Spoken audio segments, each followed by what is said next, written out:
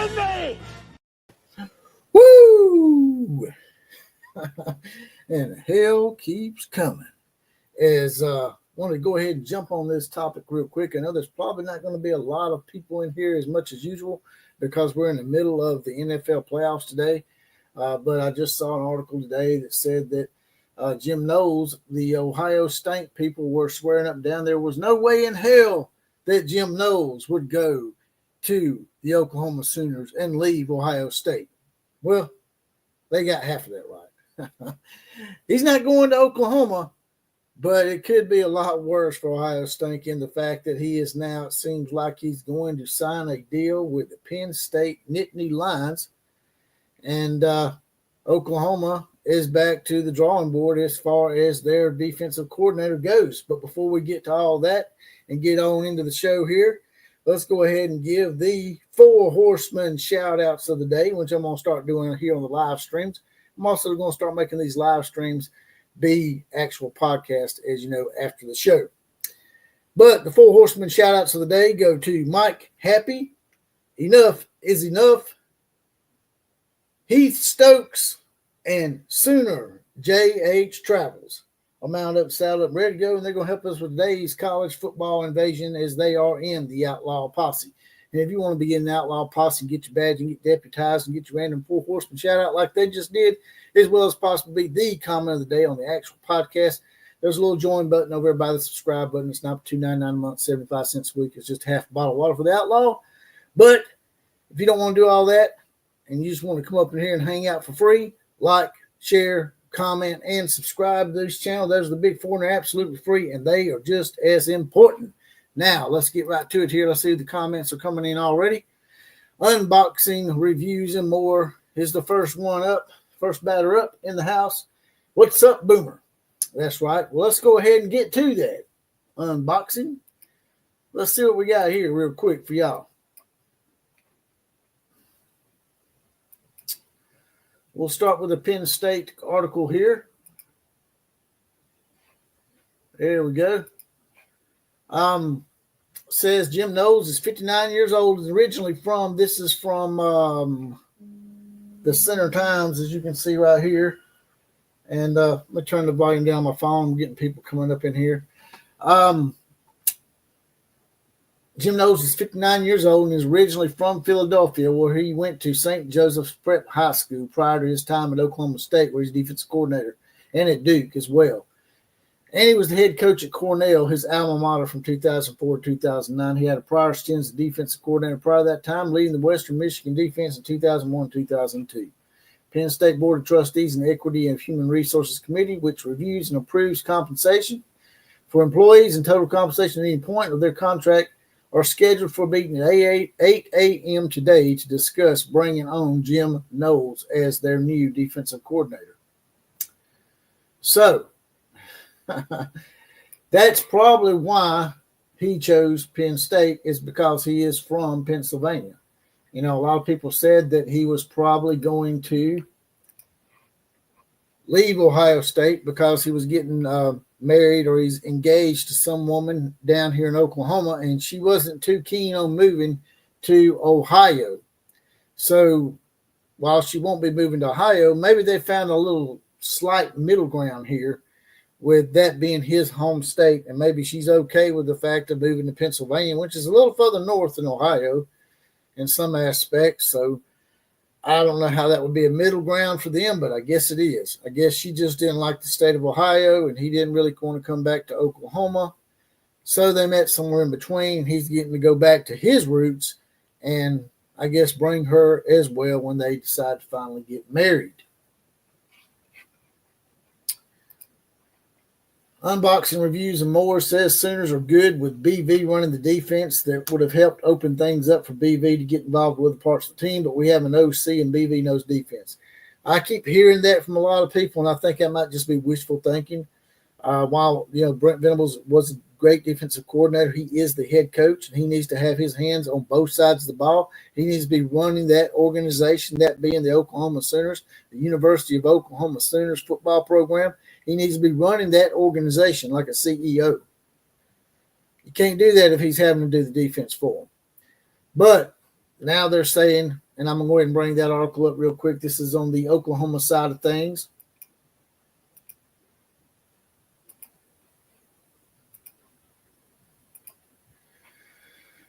Right here from Storman in Norman, ESPN's Pete Thamel reported later Sunday that Penn State and Knowles had a 3-year deal with an average salary of $3.1 million for a defense coordinator. That's a lot of money. Knowles made $2.2 million at Ohio State in 2024 during a season in which the Buckeyes won a national championship and had the best defense in the country under Knowles. However, multiple reports surfaced Saturday that Ohio State offered Knowles a raise that would have made him the wealthiest coordinator in college football. So maybe they tried to match it. In a bidding war between multiple blue blood programs, Knowles was sure to end up being the highest paid defensive coordinator in college football history. Many believed OU was a front runner because Knowles' fiancée is reportedly from Oklahoma.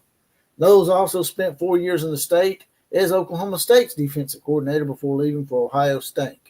Knowles ultimately returned home, though. He's from Philadelphia, Pennsylvania, and hasn't lived there since leaving to play at Cornell in 1983 and then starting his coaching career. So it says the Sooners are back to square one, nearly a month of looking for their new defensive coordinator. So I guess he wanted to go back home, and like I said, it's a middle ground for him and his fiancée, maybe, I guess. I don't know. I don't know why you want to move out there, man. It's just too damn cold for me. However, this could also mean Venables will stay in-house for his next defensive coordinator. Venables was a great defensive coordinator and has always had a hand in his defense, which I don't have a problem with you having a hand in the defense sometimes, but like I said before, you've got to run the whole program, man. You got to have your hands on everything. Even as head coach. He also has 2 co-defensive coordinators. All that co-shit, that's got to come to an end, man. I don't like all this coach stuff. The coach stuff ain't been working out, brother. If something is not working, you keep doing it. It's what is that? The definition of insanity, to keep doing something over and over again that don't work. Cut out the coach shit, man. Brent, cut that shit out, man. Cut it out, man. Cut out the coach stuff, man. Name somebody. Don't waffle. Don't be worried about hurting someone's feelings. But here it says they got co-defense coordinators on staff, and Todd Bates and Jay Valai. Safeties coach Brendan Hall also has experience as a defensive coordinator.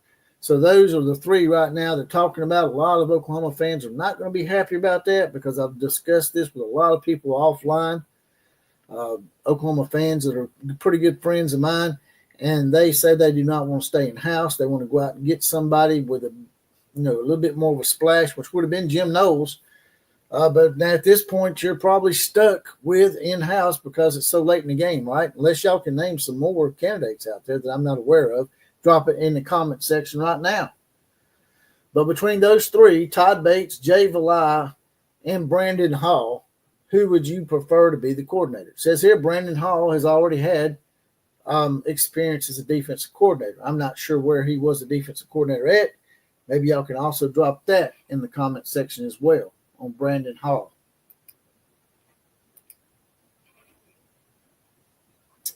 So it looks like Oklahoma's back to square one. And I guess they put all their eggs in one basket, it looks like, to me, that they maybe put all their eggs in one basket. And no, Jimmy Johns, I never did send you an invite, brother. I'm sorry. I'll send you one right now if you still are interested in coming up in here and giving us an Oklahoma take and where y'all are supposed to go from here. I'll send you an invite right now.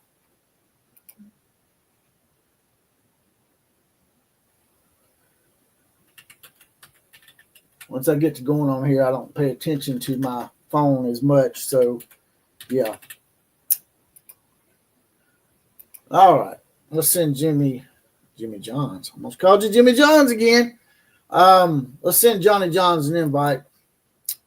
Maybe I call him Jimmy Johns. He'll bring me a sandwich. I don't know. But we already almost got 100 people up in here in the house as we're in between playoff games right now. I know the playoff game's going on right now between the Washington, whatever their nickname should really be, the Redskins versus the Philadelphia Eagles. By the way, the score on that game is currently 14-12. Washington It is now within 2 of Philadelphia. I hope Washington doesn't make it until they reclaim the Redskins nickname. I always thought that was pretty stupid to get rid of the Redskins nickname when the American Indians and the Indian nations here in the United States all were okay with it. You don't see them getting upset about people calling Notre Dame the Fighting Irish, do you? I said that in my last live stream. Got 102 people up in here. If you don't mind, drop it in the comment section. Let me know what you think about all this.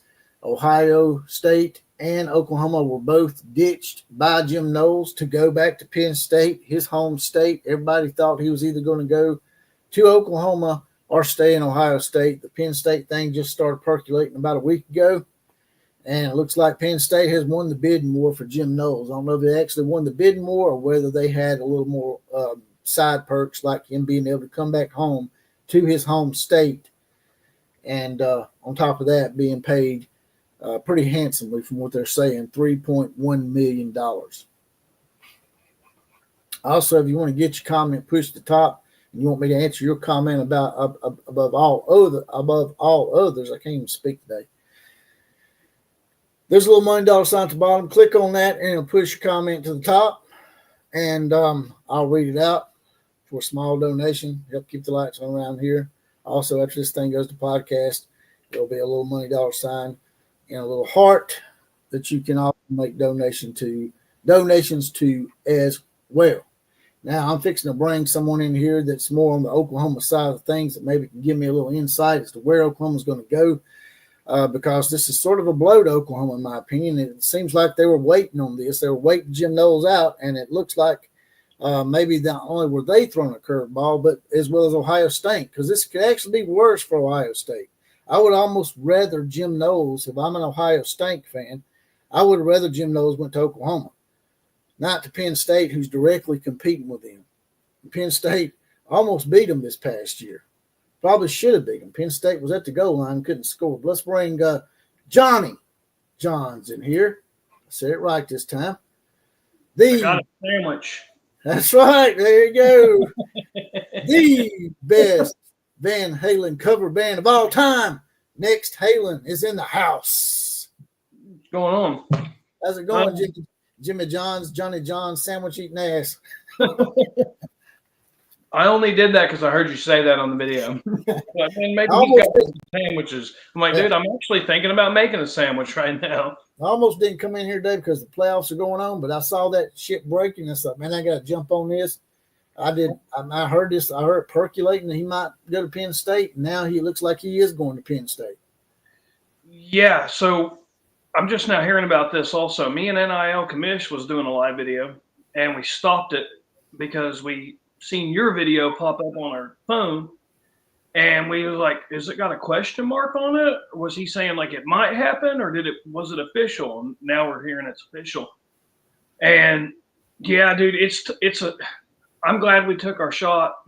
We tried. We thought there was a chance maybe he wanted to be with his fiance, but it looks like that wasn't really a top of his priority list, because maybe when we heard the rumors like he's wanting to go closer back home. Well, his home, I guess, ain't really Oklahoma. It's closer to Penn State. But it's like two of his homes. So that's probably where that come in. And he's probably really thinking about the two. Right. He wanted to either go somewhere he had been before that he appreciated, like the state of Oklahoma, or back to his roots. And it looks like he chose the roots. Right. Yeah.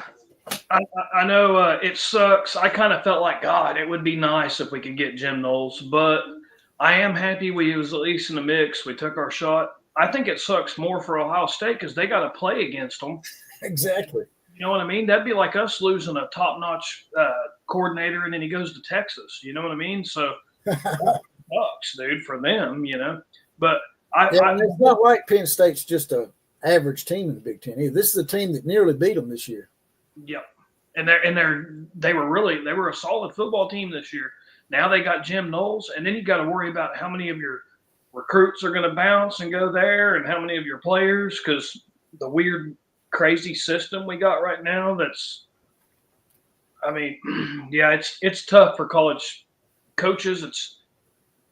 the whole deal was wacky. That it's like, God, I can't believe this is what college football's become. But I guess for OU, where do we go from here? I think they're going to hire Wes Goodwin as a linebacker coach, and he'll be one out of 4 co-DCs with the other co-DCs that we got. Don't like that, man. I don't like that co shit, man. I ain't gonna lie to you. I don't either. I mean, if you want to make Wes Goodwin the co-DC and then tell the other guys that they're just a QB coach and a D-line coach and all that, and you can say, well, Wes Goodwin he's going to be the backup DC or whatever, but I think Brent Venables has to take over, and he has to be the defensive coordinator. And if Wes Goodwin, kind of helps run things when he's doing meetings or whatever, like dealing with the press or, dealing with all the stuff you have to deal with as a head coach. If Wes Goodwin is like the substitute teacher while he's dealing with other stuff, that's fine. But then like in game, it's Brent Venables calling the defense. I think that's the way you got to go with it. But man, it would have been nice to have Jim Knowles for sure. It definitely sucks that we don't get him. But all good defensive coordinators will sometimes have a lull too, where they have a situation where they have a period of few years where they don't look so good, but then they get with someone that they're more in tune with, like Brent Venables and him. I think they got a history, him and Wes Goodwin, and right. they sort of gel better. It's sort of like when Kevin Steele was at Clemson, he wasn't that great, but when he was at Alabama and other places, Kevin Steele was awesome. But at Clemson, he absolutely sucked. So It's just a thing of, I think a lot of chemistry comes into the mix as well. Yeah, definitely. And Brent Venables and Wes Goodwin did have good chemistry together. Like when the two of them was together, they were pretty good. But so I don't know. I mean, that's where I think they're going from here. I think you're going to hear now. Who knows? It may happen today. It may happen Monday. It may happen whenever. But I think you're going to hear, well, Wes Goodwin's on staff as linebacker coach and co DC, because we got like several of them. Hell, dude, I think I'm going to go put in an application, see if I can be like the 6th co DC up there. That's right. They could always get Jim Knowles to be a co-defensive coordinator on Zoom, maybe during the games that they're playing or something. I don't know, man. Because dude, my whole life, I know my whole life I've dreamed about being like the 8th co-DC for Oklahoma, man. That would be awesome. Well, the 3 names they named was Todd Bates, Jay Valai, and Brandon Hall. And they said Brandon Hall had actually been a defensive coordinator somewhere else, and I wasn't aware of that. Where else was he a defensive coordinator? Do you know? Yeah, it was smaller schools, and I think he was also a defensive coordinator at UCO. I think also the little school that we got in Oklahoma City, or I think it's in Edmond, Central Oklahoma. Yeah, Central Oklahoma, and I think he did pretty good there. But I mean, a lot of people's like, oh, we want Brandon Hall, we don't want Wes Goodwin, and it's like, dude, Brandon Hall, yeah, I get it. He would be he's already listed as the co-DC, and so is the Jay Valai, so is Todd Bates. Like all those guys are already listed as co-defensive coordinator. I mean, I've never seen nobody else do that. I don't know why he does that. He lets every position coach be listed as a co-coordinator. I don't understand it. I've seen it before in the past where it's like on one side of the ball. Mm-hmm. But I've never seen. I know y'all had co-offensive coordinators and co-defensive coordinators at the same time. I'd never seen that before, and I've never seen there be 3 codes on one side of the ball either until I just read that. I'm like, are you serious right now? Yes. Yeah, and I have seen co-coordinators where you got 2. I've just never seen us have 4 until Brent Venables. He's the first guy I've ever seen have 4 on one side of the ball. But because we used to have like Mike Stoops and Brent Venables, they were co-defensive coordinator, the 2 of them together. But everybody knew like it was Mike Stoops mostly doing it. And then when Mike left, we had Bo Pelini, and for 1 year, I think it was 2004 year, Bo Pelini and Brent Venables was the co-coordinator, and then Brent Venables didn't become just by himself with no Bo Pelini, no Mike Stoops until the 05 season, I think is when it was. And I mean, he still had Bob Stoops as the head coach, the defensive head coach. But I've seen the co-coordinator thing. Oh, and then also when we had Lincoln Riley, I think Bill Beedenbow was always listed as O-line / co-offensive coordinator. But I've just never seen it where you have every damn guy on the staff, defensive staff, position coach listed as co-coordinator. Like, it's like, okay, so you're like 25% of a coordinator? Like, So if you had to choose between those, before I ask you that question, here's a question nobody's really asking: where does Ohio State go now for a defense coordinator? Where does Ohio State go? I mean, they just got robbed by one of their chief rivals. This ain't like somebody that's just a passing rival or somebody that's in another conference. This is someone, like we just discussed, that's right there in your backyard that nearly beat you this past year without a goal line stand. Penn, we could have probably been talking about Penn State on the side of the bracket that Ohio State was, and them end up being in the national title game. So where does Ohio State go? Do you have any idea where they might be going? I don't know. I think they'll either go after one of their, maybe they'll promote within, like linebacker coach or DB coach, or I've seen someone say as a joke, they can go get Alex Grinch. But, he was a co-D coordinator there before Lincoln Riley got him to come to OU. But how would they go and take that Iowa defense coordinator? What's his name? Phil Parker. He's a great defense coordinator, man. I was never really giving up a lot of points. Probably would have lost 7 or 8 games a year hadn't they not had the great defensive coordinator in Phil Parker. I would go after Phil Parker. Yeah. I've also heard Bill Belichick's son is a coordinator at one of them schools up in that neck of the woods. I'm having a brain fart of what school it was. And the only reason why I know that is someone was like, dude, why don't we go get Bill Belichick's son? But they'll find somebody. I think they'll be fine, but it definitely sucks, man. Like, God, that is one hell of a poke in the eye. So, and although Oklahoma fans saying we're still late, we're pretty late in the game to be hiring a coordinator at this point, since we put all our eggs in one basket. At least that's the perception here. Yeah. But Ohio State's in that same bracket. So, Ohio State and Oklahoma, they're going to be looking for defense coordinators, maybe even competing against each other again for a candidate if Oklahoma decides not to stay in staff, which my thought process is they probably will stay within staff at this point. Mm-hmm. And Ohio State will just go out and have to hire somebody. If Oklahoma's throwing around bigger money for defensive coordinators, maybe they could go after Phil Parker. Right. Yeah, I know it. I mean, another thing, I would have all options on the table too. If I'm OU and OSU, like you said, they're both in the same boat. They're going to be competing for each other for who they get, but unless they're both looking at 2 different guys. But I would look at what NFL guys, like head coaches just got fired from the NFL, and they got coordinators that are looking for jobs late in the game. They want a good place that has a good paycheck to land at. I would look at in staff. I would look at, I would definitely look at all options. But I think OU's probably every move Brent Venables has made has been so predictable, and it just feels like we're going to hire a linebacker coach, Wes Goodwin.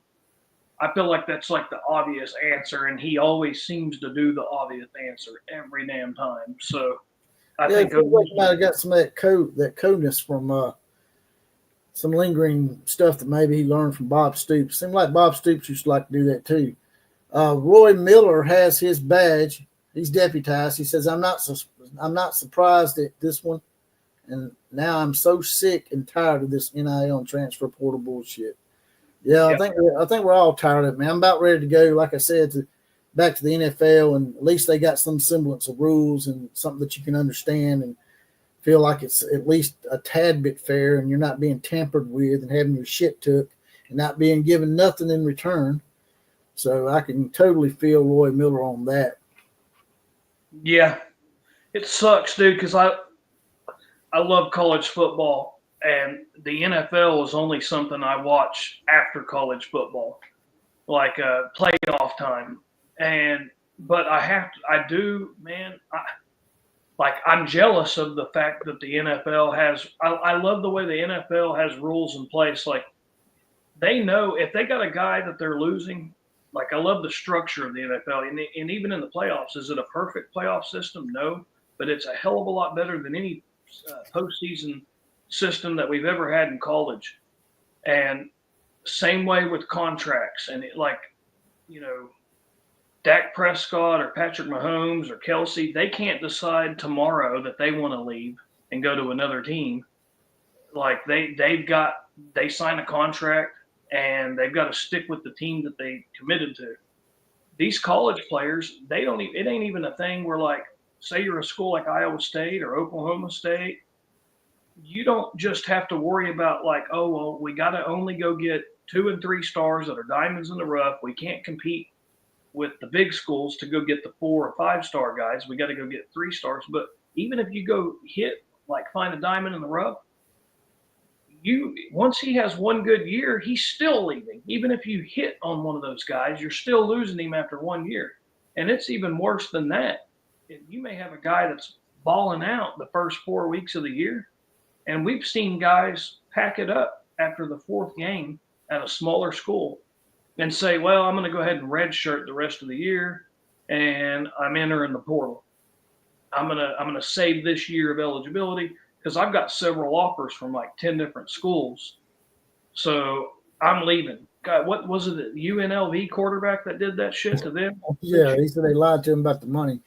And then you have Bear Alexander, who played for USC. That's not even a small school. That USC, once upon a time, a blue blood, has one of their players middle.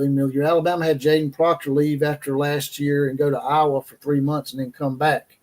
That shit's got to stop, man. That shit's unrealistic. It gives them an unrealistic view of how things are going to be when they get in the NFL. Will Smith makes a point. He says the crazy thing is Jim Knowles is the one who contacted Oklahoma first. This is a bad look on him. He already had a hard time getting along with the staff at Ohio State, which is why he left. Character flaws. So I don't know if that's true or not, but Will Smith claims that Jim Knowles actually contacted Oklahoma first. You know anything about that? Yeah, I mean, I don't know 100% sure because I don't know him, but I have heard that. Like, I've heard that we didn't just throw, darts at a board with defensive coordinators, pitchers on it, and we landed on him. I heard it was a deal we were going after him because he had put out the word that he was at least interested in coming back to Oklahoma, and it was because of all the rumors we've already heard. But I don't know. It's starting to feel more like maybe he did just have issues with some of the guys up there in Columbus, Ohio, and maybe he just wanted to get out of there. And he was looking for spots like, hey, Oklahoma wouldn't be bad because I got a fiance that lives down there. Well, Penn State wouldn't be bad because that's familiar territory for me.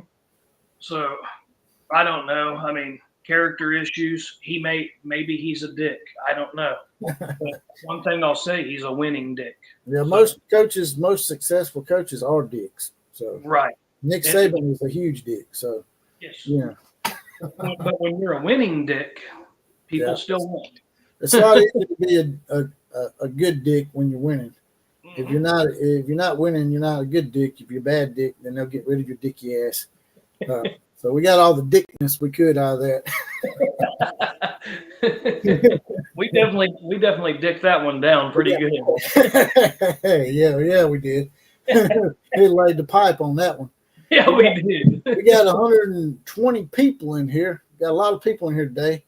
We got 120 people in here, so we got a lot of eyeballs on it. If y'all want to get your comment read out, and we can't get to all your comments, there's a little money dollar sign at the bottom. And click on that, write your comment out. It'll highlight it, and it'll push it to the top and put your comment above everybody else's, and we'll read yours out and answer your question. Me and Johnny Johns will answer your question.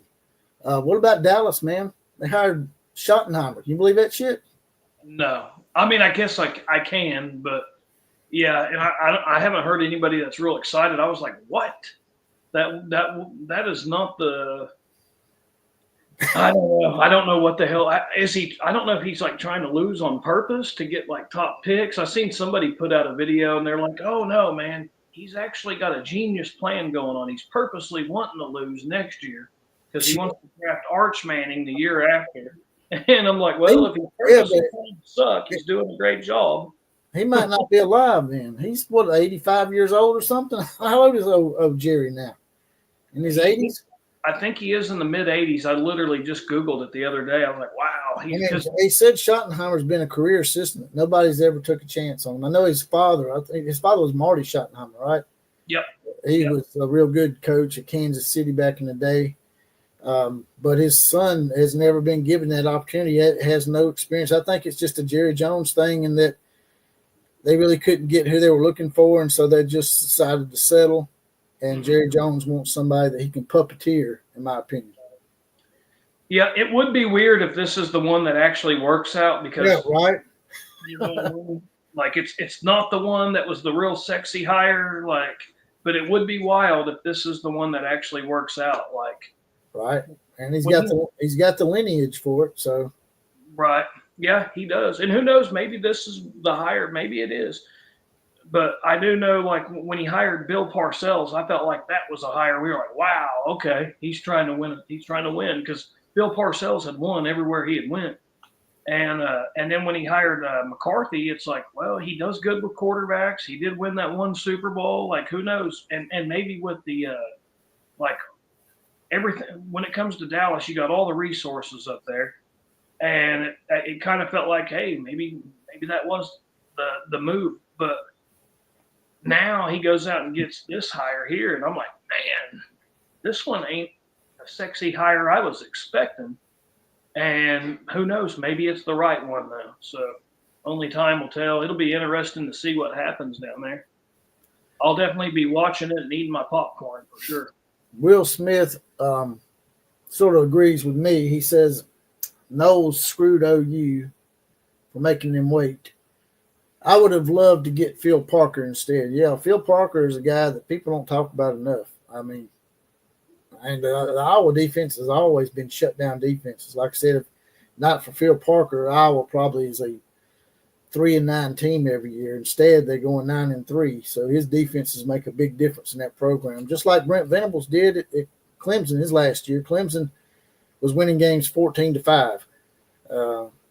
And then he leaves, and now Clemson's sort of struggling a little bit. Yeah, they backed into the playoffs last year, but, you know, right. We all know they got lucky on that shit. So, yeah, thanks to one hell of a kick against SMU. And then we had to be convinced of, well, but they're both so good. It was such a great game between the two of them. Yeah. But, yeah. I mean, you'll have great games between Western Michigan and Eastern Michigan, too. You going to put them two in there? Exactly. Yeah, it didn't make any sense at all to me. But I mean, Boise State and UNLV was a great game, too. Why didn't they both get in? Right. Man, when it comes to, like, OU and, like, what are we going to do now? Like, if there's one thing I can say about the Wes Goodwin guy, though, not only did he did work, like, I understand the negatives about it and the positives about it. I think that's probably who they're going to go after as far as, like, because we still got to fill a linebacker coach. I mean, Zach Alley was he was a glorified linebacker coach, but we still got to fill that spot. And I've even heard rumors of Teddy Lehman, like, apparently said, like, he would do it. And, yeah, Eagles scored again. Yep. 27-12 Eagles. Jalen Hurts. Familiar face we all know in the Crimson Nations. That's right. He is out there doing work right now. And Jalen Hurts, the Crimson Whore. And it looks like, I mean, dude, it wouldn't shock me if he wins the Super Bowl this year. Like, he was really good without Saquon Barkley, and now he's got Saquon Barkley. Yeah. Are you not interested in maybe seeing a little bit of history this year? You know, nobody's ever won 3 Super Bowls in a row. Kansas City could be the first. Yeah, they would be the first. I know Creed Humphrey, I got his jersey on the wall. And, yeah, he would be – he wasn't a part of the first one, but he was a part of the last 2. And one of my buddies that I paid him to come over and, like, help me with my hot water tank because he had all the tools to do it. And it was in my house. It wasn't, like, outside. or in the garage or whatever. It's in the house. But anyway, he's friends with Creed Humphrey. Like him and Creed grew up together. He's like, yeah, bro, I messaged him, dude. Check this out. And he like showed me their messages, dude. They talk to each other like me and you do on Facebook. Like, it's pretty wild. But anyway, I was like, hey, send him a picture of that jersey I got signed by him, and let him know that one of them is one of your friends that you know. But anyway, he said he was talking about the Bills game, and God, I wish I would have took a picture of it, man. It was pretty wild. Creed Humphrey was talking about the game we're going to watch tonight. But yeah, they're going to have their hands full with the Bills, and if they're somehow able to beat the Bills, they're definitely going to have their hands full with Philadelphia. And Jalen Hurts and Saquon Barkley, dude, I think it's been a game changer for Philly. Well, they said Jaden Daniels is a quarterback for the Commanders. He's a rookie. There's never been a rookie quarterback, they said, lead their team to the Super Bowl. I didn't know that. I thought there had been a rookie quarterback in there before, but I guess not. I thought Dan Marino went as a rookie and lost. Maybe, but they said Jaden Daniels would be the first. You know, and everybody was talking about this when the draft came up about Caleb Williams, married Caleb Williams' fingernails. Mm-hmm. We tried to tell Chicago, man, do not draft him, man. Right. If you got Jaden Daniels or this guy, and one of them takes that, what's that damn test they take? The litmus test or the Wonderlic. Yeah, it's called the Wonderlic test. It does a variety of tests on not just your intelligence, but your ability to maybe not lose your shit one day. Right. And it seems like Caleb Williams would have failed that one big time. And I wasn't just saying that because I didn't like Caleb Williams, man. It's just obvious. I'm not an Oklahoma fan, so I'm not as mad at him as y'all are. So it's just obvious to me that Jaden Daniels was a better quarterback. Yeah. If I would have had to draft the two of them, I mean, I thought they're both talented, man, but I feel like Jaden Daniels just got his head screwed on better. Exactly. Like, they're both talented. They can make a lot of crazy ass throws. They're both pretty fast on their feet. They're real good at scrambling in the pocket. But Jaden Daniels just seems to have his head screwed on a lot better. And I'm not saying Caleb is a screw up that's like beating up his girlfriend and like robbing the liquor store or anything like that. I'm just saying I think he's a little bit of a head case. Yeah, exactly. He reminds me of Vince Young a little bit. Yeah, I mean, when he started cuddling up with his mama, I mean, I get it. He was bummed out. I guess he was trying to show people this is how upset I am that I lost. I hate to lose. Yeah, but that's taking it to another level. Yes, dude. Like you're like you can cry without doing all that. Yes. Like it was like Tim Tebow. Tim Tebow would just kneel on the ground and break down and sob a little bit. Right. But he wouldn't like running into the stands and looking for his mama. Yeah. Literally like crawled up, like had his feet up, and I mean she did everything but rocking back and forth, rocking his ass to sleep. I mean, it was like, what in the hell? I was like, is this for real right now, dude? Are we being like? I was like, is that some AI shit? Yes, dude. Like AI or just real, man? But it was real, and God, I was embarrassed for him, man. I hadn't seen this guy in a while. Robert Walger. By the way, Robert, I never can respond to your comments on the actual videos in the comment section. For some reason, YouTube has me blocked from commenting to you. I can comment to you on some of my extra profiles, but for some reason, something's going on there. So don't think I've been ignoring you on there. I think there's an issue with YouTube on your end. You need to maybe look into it. But Robert Walger says, might get real stupid. A blast from the past. Hire Rex Ryan as the defensive coordinator. College football is out of control. Might as well make it entertaining. Is Rex Ryan too old to coach? I mean, how old is that guy? Is he? I figured late 70s maybe, or mid 70s at least. Ooh, there goes Jaden Daniels right there. Jaden Daniels. Rex Ryan is, yeah. I don't know how old he is, but it's just like people talking about bringing back Pete Carroll as a head coach. And I'm like, man, he's too old, man. He's like 73 years old. Just like Nick Saban, man. I mean, Nick Saban probably would end up coming back if somebody offered him the right deal. Mm-hmm. But I don't think they'd get their money's worth. I think the North Carolina hire was sort of stupid. Bill Belichick. I think that's a setup for his son to become a head coach. Maybe.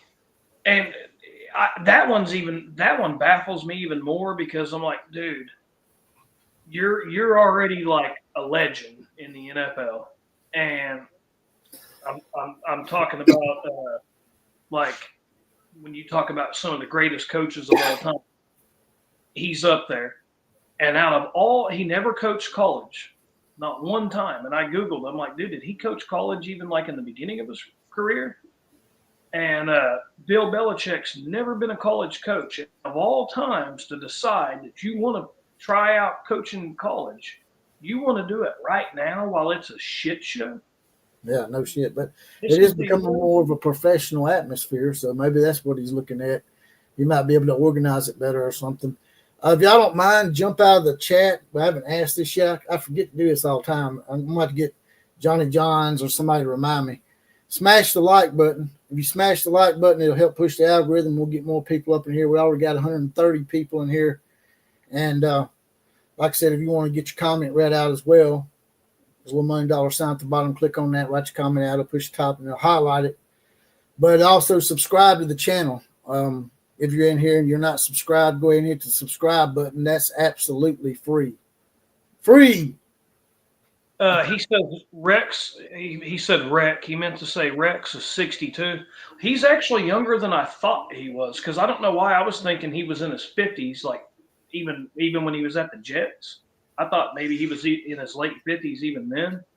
But I guess maybe he was in his upper 40s then, and now he's 62. So yeah, and I mean Brent Venables is what, 53 maybe. Nick is 70. So I mean, so yeah, he's 62. He probably could, but and didn't his brother Rob Ryan? Didn't he just take a job at USC or Oregon? Or pretty sure Rob Ryan, his twin brother, just took a job as like a linebacker, like a position coach. So I don't know. I mean, it's not complete. Them guys have always reminded me of the Party Brothers, man. They look like they would have a hell of a time at a party. The Ryan family in general. Yeah, they'd be great guys to run into at the tailgate parties for sure. Pete Golden, who's the defensive coordinator at Ole Miss, used to be here at Alabama. He's sort of got that Rex Ryan type of look about him. He's rough around the edges. He got drunk here a couple of times and got in trouble. He ended up going to Ole Miss, but that might be a guy that y'all might be able to get off somebody. Pete Golden. Pete Golding. You know what? For either Ohio State or Oklahoma. Right. Man, what's funny is when we were looking for a defensive coordinator, like when we hired Rex Ryan, or when we hired, I got him on my mind. When we hired Alex Grinch, we were looking for a defensive coordinator, and the two names that I kept hearing was Pete Golding and Alex Grinch. And I think at the time, Pete Golding was like a co-coordinator at Bama, right? Was he a co-coordinator there, or a position coach or something at Bama? And then he may have been a coach for a short period of time, but it wasn't very long. Right, Yeah. and then you become the actual defensive coordinator. Yeah. Well, I remember at the time he wasn't like the actual defensive coordinator, but he was either a co-coordinator or he was a position coach at Bama. And everyone knew he was either about to get promoted at Bama or he was going to take a job at another, big school. And we were looking at him. It was the same way with Alex Grinch. Alex Grinch was a co-coordinator at Ohio State. And I'm guessing what happened was we was not able to get Pete Golden, so we got Grinch. And anyway, yeah, Pete Golden was the guy. It's kind of funny if we was to go after him because he's a guy we wanted for sure. He was like the top of the list at that time. Like I remember his name very, very well. He'd probably fit in at Ohio State pretty well too, right? Yeah, I think he would. I think either one of them would love to have him. He's at Ole Miss right now, or did he? Right. Ole Miss. And Ole Miss's defense actually were pretty good this year, and that's a rare thing to say about any team that Lane Kiffin coaches, that his defensive coordinator is actually doing a good job. But I think it's halftime of the NFL game. If y'all wanted to update, I think it's 27-15. I don't know if Washington's been kicking the hell out of field goals, or they missed an extra point, or went for two, or what to make that odd score. That's a whole hell of a lot of scoring in the first half. That's what, 42 points between the two of them. Yeah, I think they got 3 field goals, so there's 9, and then I think they scored a touchdown and then went for 2 and didn't get it. That's what I thought happened. Yeah, I think they got 6, didn't get 2, and then 3 field goals. I think, but it may be 5 field goals. I don't know. Now, if Washington was still nicknamed the Redskins, I would probably be rooting for them in the game. But just because they done that, it makes me not want to root for them. Because a lot of the American Indians in this nation were actually pissed off and insulted by them taking away the logo, because the logo was a logo of somebody that was like a real famous chief or something. I don't know what the history is behind that. Right. But I hear they're going to go back to that logo, and they're going to go back to the Redskins eventually, which they should. I mean, I wouldn't be insulted if someone nicknamed their team after my people. I think that would be a compliment, right?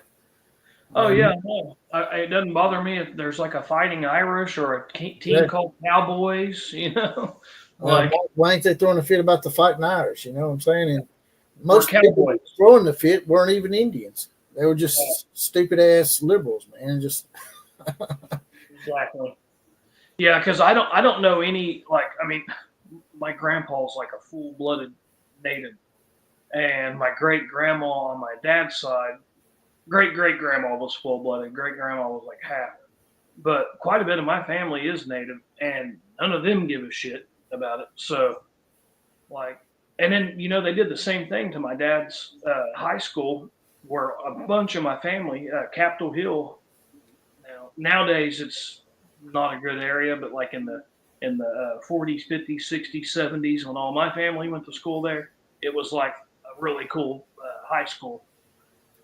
They got like a basketball little mini dome and stuff. It was really great in the 60s and 70s and all that, but it went downhill for a while. But they changed their name. They were the Capitol Hill Redskins, same colors as Washington, and maroon, and they changed their name to the Washington Red Wolves, I think is what it is. And I've actually got an old. That's what Arkansas State did. Arkansas State was the Indians, and they changed their name to the Red Wolves. That's what Capitol Hill did. Will Smith says Ohio State might have to look for a head coach first day, may go to the NFL. I haven't heard that, but maybe. I can't blame him. Why would you want to deal with a roster that's constantly, it's like walking on a floor with boards. Some boards are screwed in, some boards fall straight to the ground. And you're literally constantly, nothing is stable in college right now. Like it's not like a weird thing to lose 10 guys, maybe you lose 7 guys to the draft and then another 25 to the portal. Yeah. So, you're just constantly losing 20 to 30 players every year. And if I'm a head coach in college, dude, it's so hard to keep a roster together right now. Well, Ohio State sort of does it right. What they do is they re-recruit their own roster before they go out and hit the transfer portal. So instead of letting those guys go that already know your system, why don't you just stay right there and try to re-recruit those guys as hard as you can? Will Smith says he's a Native American, and he had a Cleveland Indians hat and a Redskins hat. So see, Native Americans actually identified with these teams, went out and bought their stuff, and now this stuff is obsolete.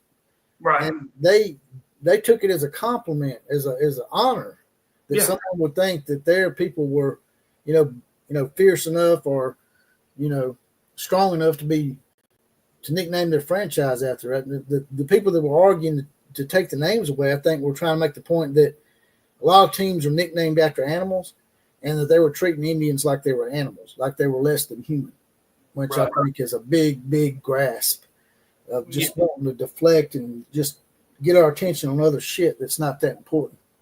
Right. Yeah. Yeah, it was almost like it really felt like something where it's like, did you even ask any of the Native Americans if it offended them? You just assumed it offended them. But yeah, I know several people that's like, it didn't offend me. I'm kind of pissed that they changed the name.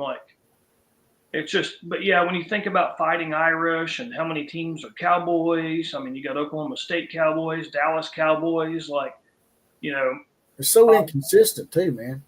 Because yeah, you still have the Atlanta Braves, and you still right. have the Florida State Seminoles. So Yeah, I'm like, but Florida State done it right. They just went and asked them, "Hey, is this pissing y'all off?" And they're like, "No." And so they just kept the name. So right. there you go. I'll give Florida State the credit for at least asking before you just assume that someone was offended by it, you know. But when it comes the whole name deal is ridiculous. When are they changing it back? I guess they're going to do it after this year, or is it? I'm not sure. I know they've been talking about it. I don't know if it's set in concrete that they're going to do it, but I'd heard that there's rumblings that they may go back to it at some point. At least put the logo back on, at least. Yeah, just I heard about that too. I'm like, why would you put the logo back on and still be the Commanders? Right. I never heard of an Indian warrior or chief being called a commander. Right. It sounds like some shit from England or something. It's like, damn. That's another thing. Do the Chiefs need to change their name too? Like, Exactly. you know what I mean? I mean, the Chiefs at least kept their name, but yeah, it's just ridiculous. Like you said, there's stuff that's a lot more important to worry about than dumb shit like this. Like they should have never changed it. They do look dumb for doing it, but as far as their team, dude, I like their team, man. They got the young quarterback. Like they're the type of team I usually root for. I usually root for the underdog that's got the young player that root for some history. But the team I'd like to see win the most is the Buffalo Bills, because I don't know how old you are, but I remember when Buffalo went to 4 straight Super Bowls and lost every one of them. 2 of them to Dallas. How Jimmy Johnson was able to win a Super Bowl as well as Barry Switzer under Jerry Jones, man, those guys need to be praised for winning Super Bowls under Jerry Jones, man. Basically, Jimmy Johnson helped build that team, and Barry Switzer sort of took over and babysitted it a little bit and won one with them as well. Didn't Barry Switzer win one with them too? Yeah, he won one, and then I think he went like 6-10 or 5-11, and he got fired. But I know I've always heard people talk about kind of similar to what we're dealing with, like in college, is I've heard people that are not Dallas fans say things like, well, yeah, before the salary cap, Jerry Jones could go out and just buy whatever he wanted on his roster. And when they put in the salary cap, now it's fair, and now he can't win, and he hasn't been able to win a Super Bowl since. But they were saying that wasn't just Jimmy Johnson. That was Jerry Jones being able to go out and buy, who's the best, who's the best left tackle? Oh, we can get him. We can go get Deion Sanders. They could go out and just build the roster and go get. There wasn't no cap, so it's kind of like college football. Like whoever has the most money can go out and get whatever they want right now. How old were you when the Bills went to those 4 Super Bowls in a row? I was a kid. It was in the 90s when that happened, right? Yeah. I was a kid. I do remember it, and I've also went back and like watched videos about it, and I literally just watched a special about the Bills, and there used to be a deal with the Bills, and it was the Bills and 49ers game. But yeah, I was a kid. I was born in '88, so that happened. Wasn't that late '80s, early '90s when that happened? Yeah, I think it's like 93, 94, 92, somewhere. You're probably about 5 or 6 years old. Yep, I was. I wasn't watching football hardcore then like I am now, but I very much am aware of the Bills being the team that went to several Super Bowls. You said they went to 4 in a row? Yeah. Didn't win it? Yeah, because I had a joke going on like in the early 2000s. Me and a lot of my friends, we would joke about OU. We're like, because we'd went to like 3 natties, but we'd went to 2 in a row and did not win it. And then we went to another one in 08 and didn't win it. We went to a natty in 03, 04, and 08 and did not win any of those. And we're like, damn, dude, are we the new Buffalo Bills of college football? Like, exactly. We can get to the championship and not win it, The Braves are sort of like that. The Braves won one World Series, and all of them. I ain't talking about the one they won here recently. I'm talking about back in the day when they were, they won 14 straight division titles, but only won one World Series out of those 14. Right. But Yeah. at least they did win one. And that's why I said, man, the Bills fans are some long-suffering fans. And I don't know, there's sort of something iconic about where they play. Not many teams play in the smaller markets like that anymore. Them in Green Bay.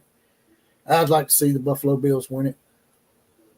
Yeah, and they haven't even sniffed a Super Bowl. Well, I mean, they've had a solid team with Josh Allen, but have they ever won a Super Bowl? Are they one of them? Like they went to 4 but never won one ever, right? Never. Zero. I mean, so it would be cool to see them win one then. Even Phillies won one within the last 10 years. They won one with the former Arizona quarterback Nick Foles. Yeah.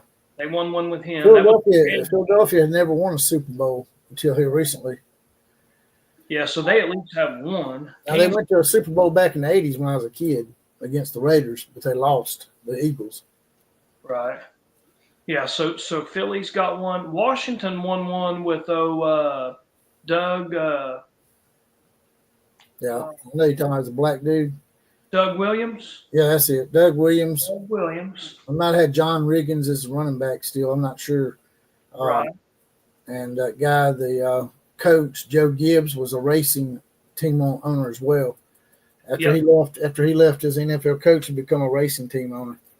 Right. Yeah. Joe Gibbs, and then Doug Williams. Doug Williams, I believe, was the first black quarterback to ever win the Super Bowl. I don't think that, as long as the Minnesota Vikings have been around too, I don't think they've ever won a Super Bowl. I think they've been to 3 of them and never won. It's either 2 or 3.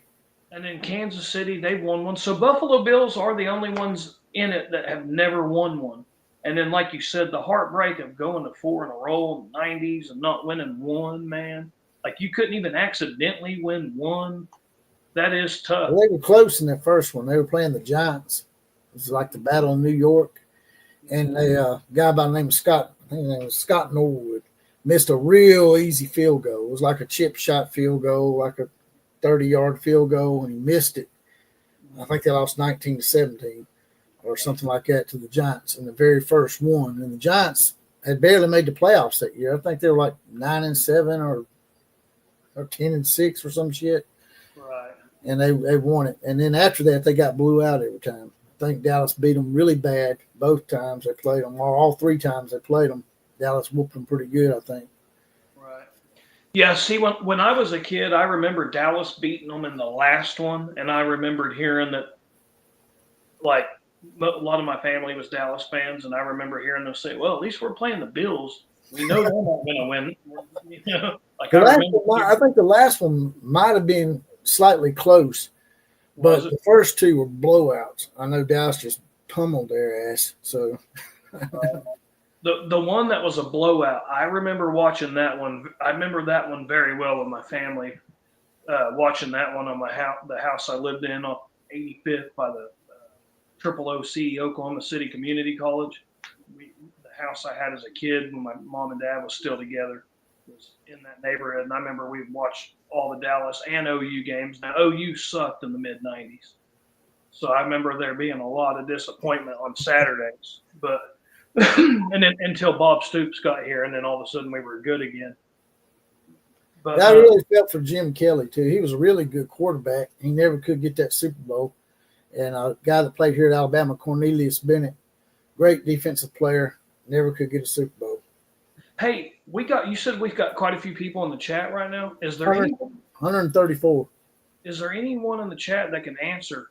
I've been hearing all week long about how Jaden Daniels could be the first rookie quarterback. Is Jaden Daniels the first rookie? I don't think he's going to win this game, but I thought Dan Marino made it to the Super Bowl as a rookie. Is that not correct? Did he almost make it? Maybe he did. Maybe they were saying that he could be the first one to win it. Okay, maybe that's what. Marino never won one. That's another guy you would like to have seen got a Super Bowl was Dan Marino. He's probably one of the best pure passers I ever witnessed. Right. He had the whole package. He could throw it short, he could throw it long, mid-range, anything.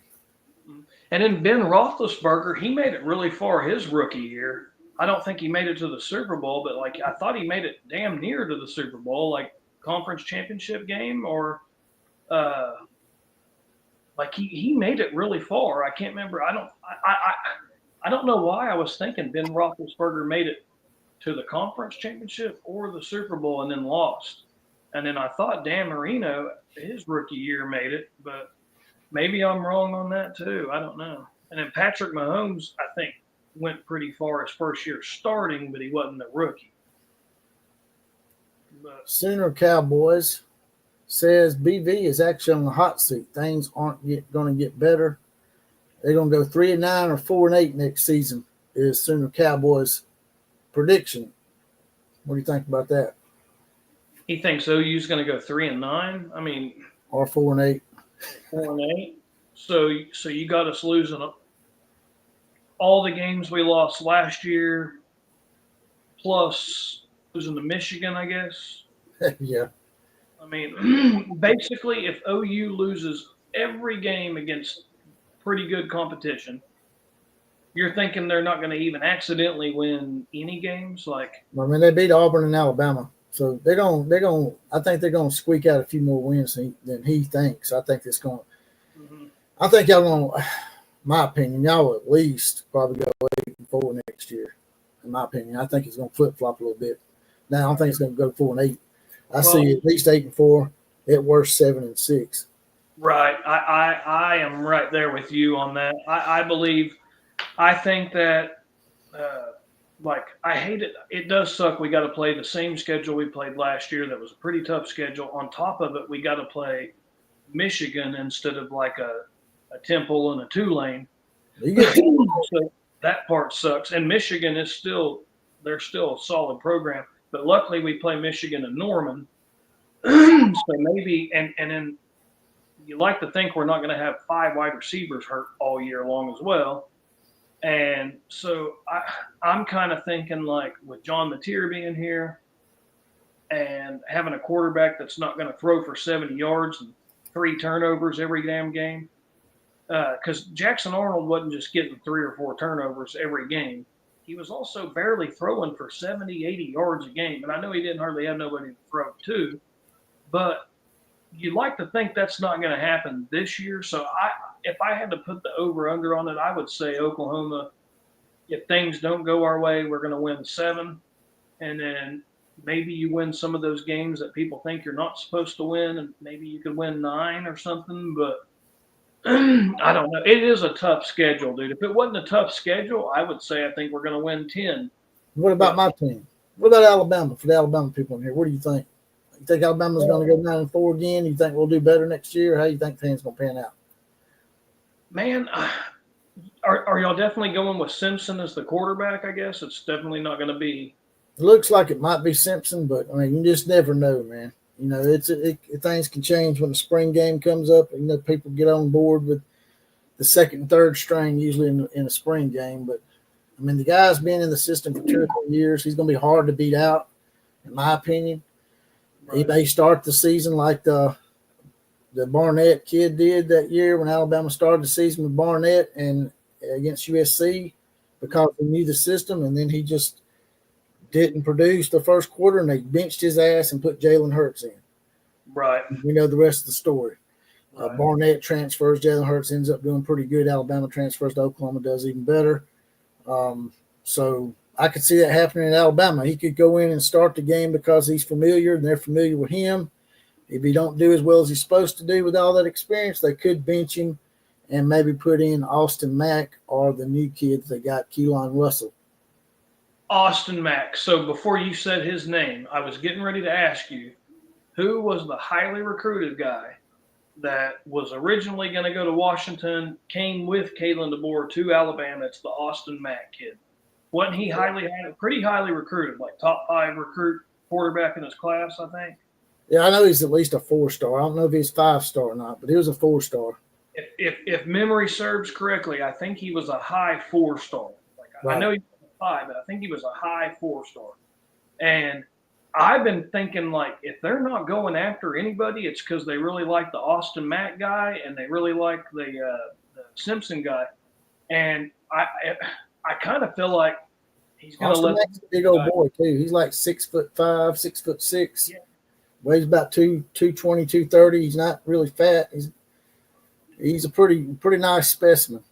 Yes, I don't know why. I kind of get the vibe that if they're sticking with those two guys, I think he's going to be the starter. And dude, I just feel like Kalen DeBoer was trying to fit like a square peg in a round hole, man. Like I don't think Jalen Milroe was really the perfect guy for him. Like Kalen DeBoer, like you've seen what he does when he does have a quarterback that fits his system, and I felt like it was just a thing where it was like, man, they tried it one year. I want to see what they do without. I want to see what Kalen DeBoer does with his own guy, because I was never a huge fan of Jalen Milroe. Like he's fast, dude. He's a great athlete, and I feel like it's just the turnovers, dude. I called him turnover Milroe. Like that freaking game against, the game against OU, he had several turnovers. He threw a pick six. He threw another pick that was costly. The game against Vanderbilt, he had some turnovers. The game against Michigan, hell, even the game against Auburn, where I felt like they needed to really come out and look like a solid team. And he had turnovers even in that game. Luckily, they were so much more talented than Auburn. They still won the game. But I just felt like I just felt like if they had even just an average like game manager, they could have done better than what they did with him.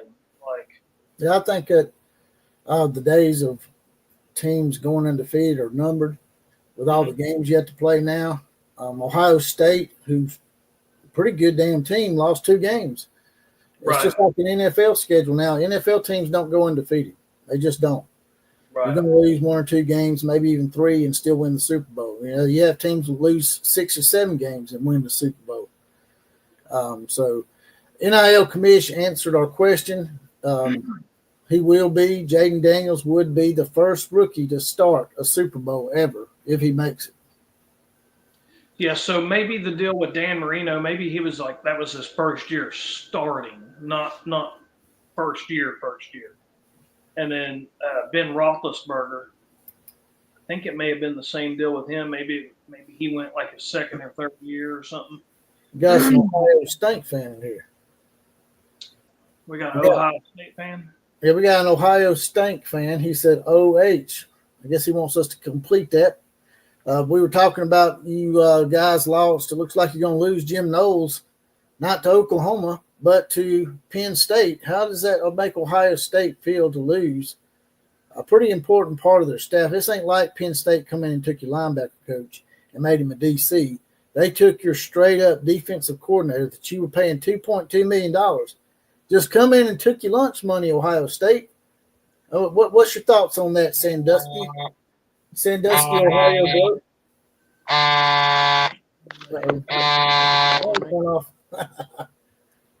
You're in trouble now. The wife's hitting you up.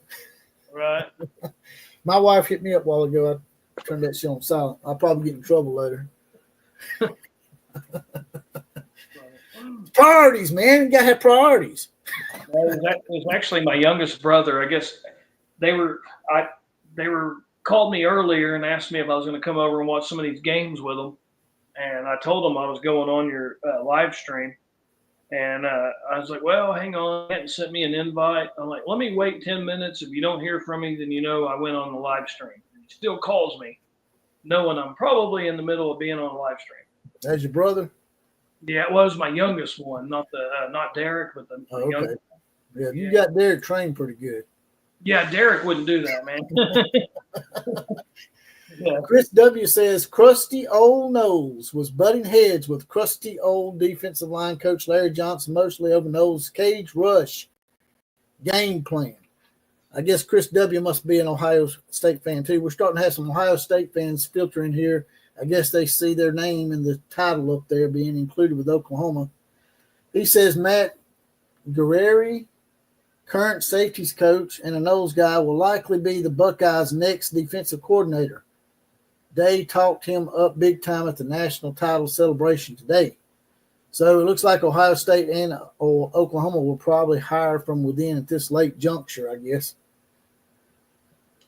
Yeah. So that's good to know. Finally, because that makes sense. So it looks like they've already got a replacement that's been waiting, I guess. And I mean, and the thing is with Jim Knowles, dude, he is like in his 60s, right? Yeah, I think he's 59. They said he was Oh, 59. I looked at him. I'm like, you sure he's 59? He looks like he's about 79. yeah.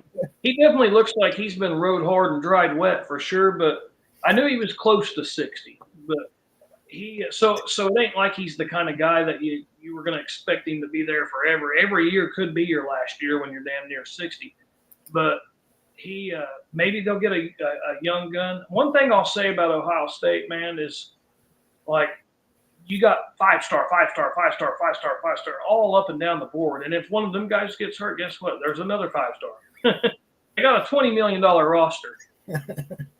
I feel like I could call the defense, and I'm going to make some stops, especially like I mean, and don't get me wrong, dude. Jim Knowles is one hell of a defensive coordinator. I'm not any way discounting what he did whatsoever. Like he killed it at Oklahoma State with a bunch of 2 and 3-star guys, and they still had a defense that was really really tough. So I knew when he went to Ohio State, like, oh holy shit, now he's got all these 5-stars that they're able to get at Ohio State. But no matter who they just won the damn Natty, they're going to continue to get more and more. Here's the thing, man. I want to defend Ohio State for a second. And I don't normally do this because I like to give them hell a lot. By the way, Sandusky, Ohio bro, who's the Ohio State guy in here as well, said Tim Walton may be a defense coordinator candidate. And he says, outlaw, a lot of Buckeye fans listen to you. Well, that's great, man. I like to get all kinds of fan bases. I'm not all about one fan base. We're trying to spread this thing out and go nationwide. So that's good to hear because Ohio State's got a big brand. But right. Absolutely. Don't normally defend Ohio State a lot because I like to aggravate them a little bit. They're fun to aggravate. I'm sure they like to aggravate us as well, Alabama fans and Oklahoma fans. But to defend Ohio State, I keep hearing people saying they got the best team money could buy. Everybody else is buying players too, are they not?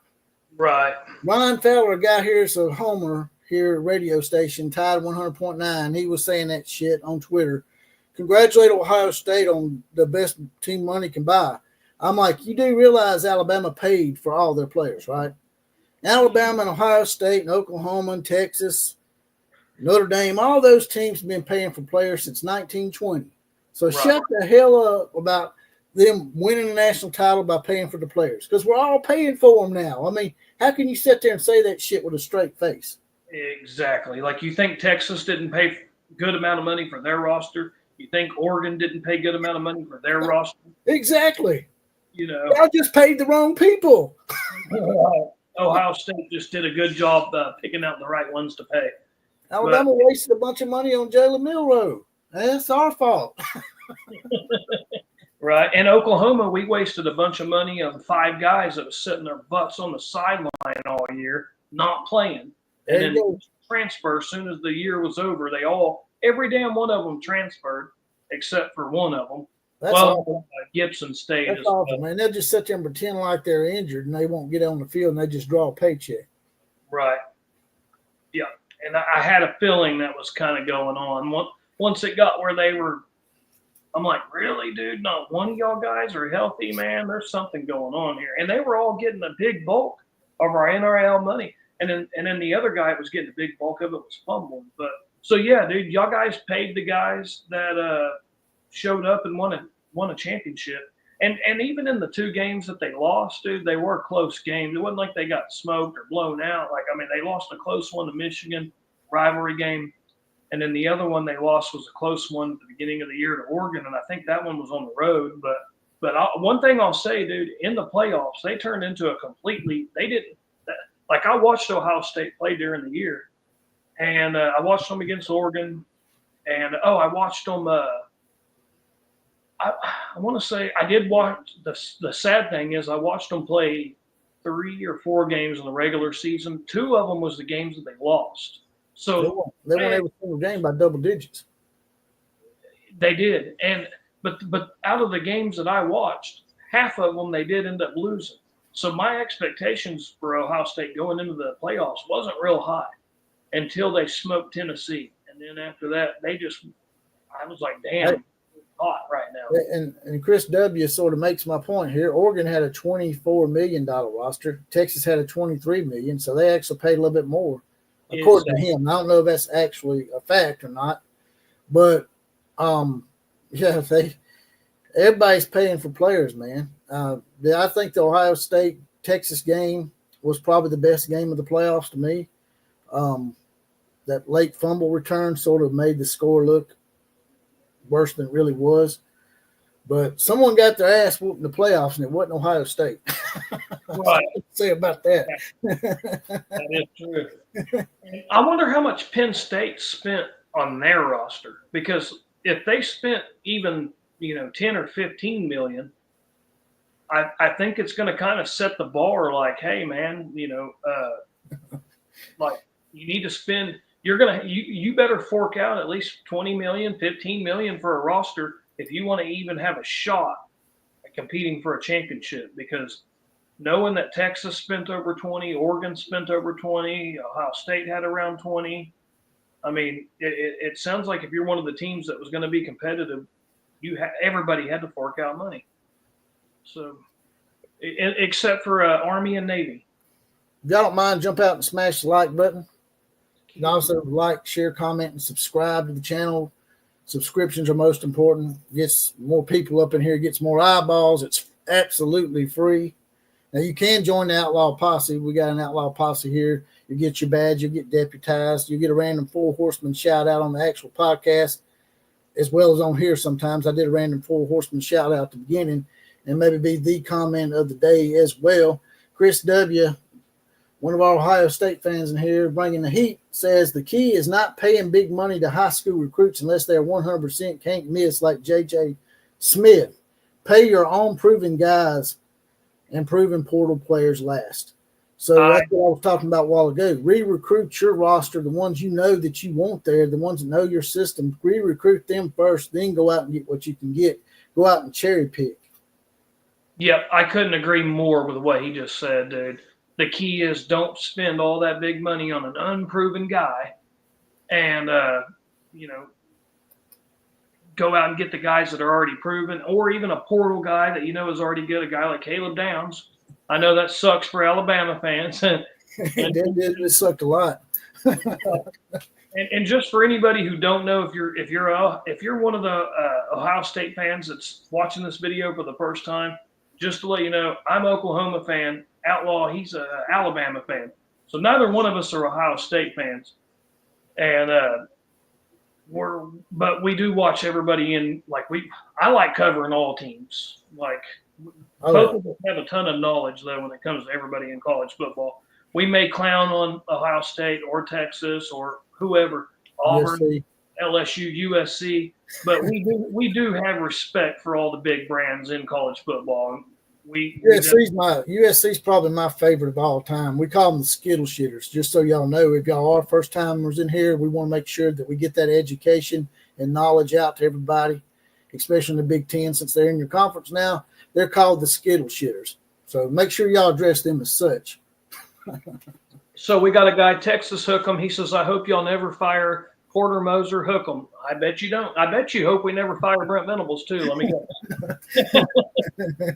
Well, Brent Venables actually beat Texas. Yeah, I know he did. He won out of 3 years. He's won 1 against Texas, but then he's got smoked the other 2 years. So it's like, if I'm a Texas fan, I'm probably. I mean, just like when I was, as an OU fan, I always really liked Mac Brown. I was like, please never fire Mac Brown, because Mac Brown was really, really good at beating everyone else, but he struggled with OU. He lost like 5 years in a row.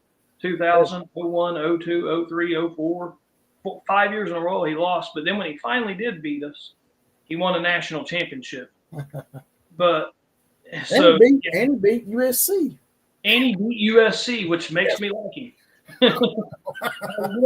Hey, as an OU fan though, man, if there's one Texas team that I did like, man, I do like the fact that Vince Young was able to whoop USC's ass, because I don't like USC even a tad bit more. Yeah, USC was trying for a 3-peat. They was. They've never been done in college football. They say the Army did it back in the 40s, but nobody had teams back then. Everybody was at war. Half the players were off in war somewhere, so I don't really count as a three-peat. Right. But, yeah. I will say they got their shit together a lot better than we do right now. Texas, like if we would have went to the SEC 10 years ago, that would have been awesome. OU had it together and Texas didn't. And the timing of it worked out really well for Texas. Texas has theirs together. They're very much they're in a lot better situation than we are right now, and it sucks. But no, it's okay. We'll be back. It's okay. We will be back. I promise. And to give you all an update on the NFL game, the Philadelphia Eagles lead 34-15 over Washington. Looks like Philly's pulling away. And normally I would root for the underdog too, like yourself. But the reason why I'm not is because I'm still pissed off at them for changing the name to the Commanders. I still haven't forgiven for that. Yeah, and the fact that, dude, I mean, Jalen, when it comes to the Crimson Nations, I mean, Jalen Hurts played, 3 years at your school, 1 year at mine. And when it comes to, like, a guy with a great character, like one of them dudes, there's some guys that are likable guys, some guys that are not. Jalen Hurts was a very likable guy. He was always did the right thing. Great guy for your program. We loved him in Norman. Alabama fans loved him when he was at Alabama. So for that reason, I got to root for Jalen Hurts. But I do like Washington, and I love their underdog story. And I like Jaden Daniels, man. He's a hell of a player. I think he's going to be a really good, really fun player to watch. And he is driving down the field right now. If Jalen Daniels, they're inside the 20 right now. If they score right here, they could make it maybe a 2-score game, and maybe it's midway through the quarter. I talked about this on my last live stream. I was thinking about becoming a bit of a diva myself. I'm gonna choose me an NFL team. I'm gonna get me about 3 or 4 hats. I got 2 up on the wall now: the New Orleans Saints and the Dallas Cowboys. I'm gonna go out and get a couple more hats, and I'm gonna choose me an NFL team. And if they don't get their shit together and get some kind of rules in place starting in 2026, I'm just going to start being an NFL fan because, they got to do something different. If they show me they're making some kind of effort to curb this shit, then, I'll hang around. But I'm about fed up. I'm about fed up with college football and how it's being run because at least with the NFL, like I said earlier, they got a semblance of some kind of rules in place. Oh, dude, that's fair. I mean, that is – and I don't think you're the only one that feels that way, dude. Like, the wacky system we got right now, I always ask like in 2022 when we lost Caleb Williams and all the shit show that happened, it was like, well, only Oklahoma fans hate the new transfer portal rules and the NIL and everything. But I'm like, well, that's how it is now. But let's wait 5 more years, and I promise you, a lot of people are going to hate the new system that we got. And once it gets to where everybody hates it, that's when it'll finally be some kind of change that happens. Like Ohio State, we're talking about them a lot right now. They just won the national championship, dude. And their defensive coordinator is not only getting poached from them, but I've been hearing of their star wide receiver. There's people offering big money. Washington to score, by the way. People's offering big money for Ohio State players. So it's like, guys, even the team that just won the Natty, even you guys, this is going to be a problem for everybody. Like, this is a problem for Bama and Ohio State, Oklahoma. It's a problem for everybody, man. Yeah, because you can't keep everybody. You can't keep everybody. You don't have the money, man. Nobody has that much money. Not even Texas A&M and Texas have that kind of money. I'm thinking about choosing the Dallas Cowboys just because they haven't won a Super Bowl in a while. And that way people can't say I'm a bandwagon fan. Plus the Cowboy logo and stuff sort of goes along with my shtick that I got going on here with a cowboy hat and whatnot. So I'm thinking about becoming a Dallas Cowboys fan. Yeah, my dad and my uncle and all my family used to be Cowboys. I don't know. I used to kind of like the Saints when they had Drew Brees, but I'm kind of one of them guys when I've never been a huge NFL guy. I've always been a college guy. I've been that way since I was a kid. Yeah, because college football was different. Now it's not. Exactly. It gets to a point where it's like, dude, at what point do you realize it's not even anything close to the game you fell in love with? And it's definitely getting to that point where it's like, it's getting worse. Like, dude, it's getting further and further and further and further away from the game I initially fell in love with. And I just don't understand how any coaches and fans, and I mean, it's going to start getting to where there's less and less fans showing up to games. And I really, really, really feel bad for the little boys, the Oklahoma States and the Texas Techs and the Kansas States, and the schools that can't no way compete with the Alabamas, the Georgias, the Ohio States, even. I mean, you can throw Texas in there. It's like minor league baseball. You have AAA, AA, 1A. Yeah. People like Wake Forest and Georgia Tech, Alabama say, you got a good running back, like we did with Jahmyr Gibbs at Georgia Tech. Oh, we're just going to take your shit. Yes. We're not getting nothing in return either, just so you know. Yeah, you're getting nothing. Exactly. Like it's tough. Or like Mississippi State, dude. The one good thing about Mississippi State, like the one bright spot of their season was they had a good young quarterback that looked like promising for the future. And it's like, man, he looks like he might end up, maybe Jeff Levy has something going there. Bloop, he's gone. And then they had a stud receiver. He's gone. It's like, God dang. Even man. Within your own conference, you have farm teams for other teams. I mean, we're Alabama and Ohio State, we're farm teams for the NFL. And then you have Mississippi State and Wake Forest and Georgia Tech are farm teams for Alabama and Ohio State. Right. And then you go on down to maybe, I don't know, Louisiana Monroe and Troy State are farm teams for Mississippi State and Georgia Tech. Yeah, exactly. I know it. It's. And do a lot of people watch minor league baseball? No. So that's what I'm afraid of with college football. It's going to become minor league football. Right. Which is already is, really. So. Right. I feel like the whole NIL, man, it was meant to be a thing where, these guys can get paid for their name, image, and likeness. It was meant to be like a guy like Adrian Peterson or Johnny Football or Baker Mayfield. Like, it was meant to be a thing where those guys that, like, you go look at, I used to see so many number 6 Sooner jerseys everywhere. And how many number 2 Texas A&M jerseys would you still see them today? And it's like, it was unfair that those guys wasn't getting paid a percentage for the jersey sold. That's clearly, no one's buying a number, 65 jersey. Nobody's buying a number 98 jersey. You're buying the number 2 jersey because of Johnny Football, Johnny Manziel, if you're an A&M fan. Right. And nobody's buying a number 10 Texas jersey unless Vince Young was there. And nobody's buying number 6 at OU. And so it got to be a thing where it's like, I understand they do deserve to get paid. But now all of a sudden it's turned into, you put that in there at the exact same time that now you have a transfer portal where these dudes don't have to set out for a year. If they would just go back to making it to where you have to set out for a year before you can transfer. And I'm cool with it being the way it was 10 years ago.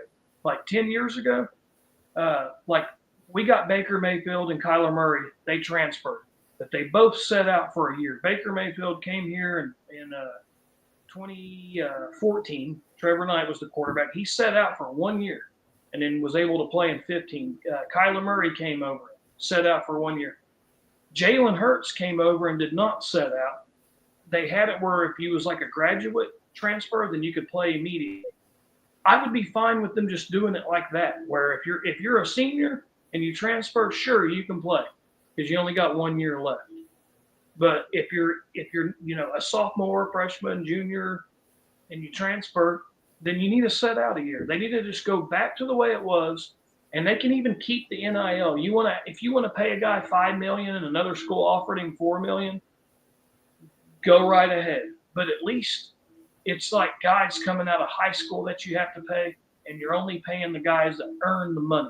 Like you're paying starters like Adrian Peterson or Johnny Football or Vince Young or NCAA come out with some kind of rule the other day about revenue sharing, saying basically they're still out of touch, man. They don't get it. They're just trying to act like you got to share equal amount of revenue with the women's swimming team and the football team. Yeah, You know what I'm saying? And this ain't got nothing to do with gender.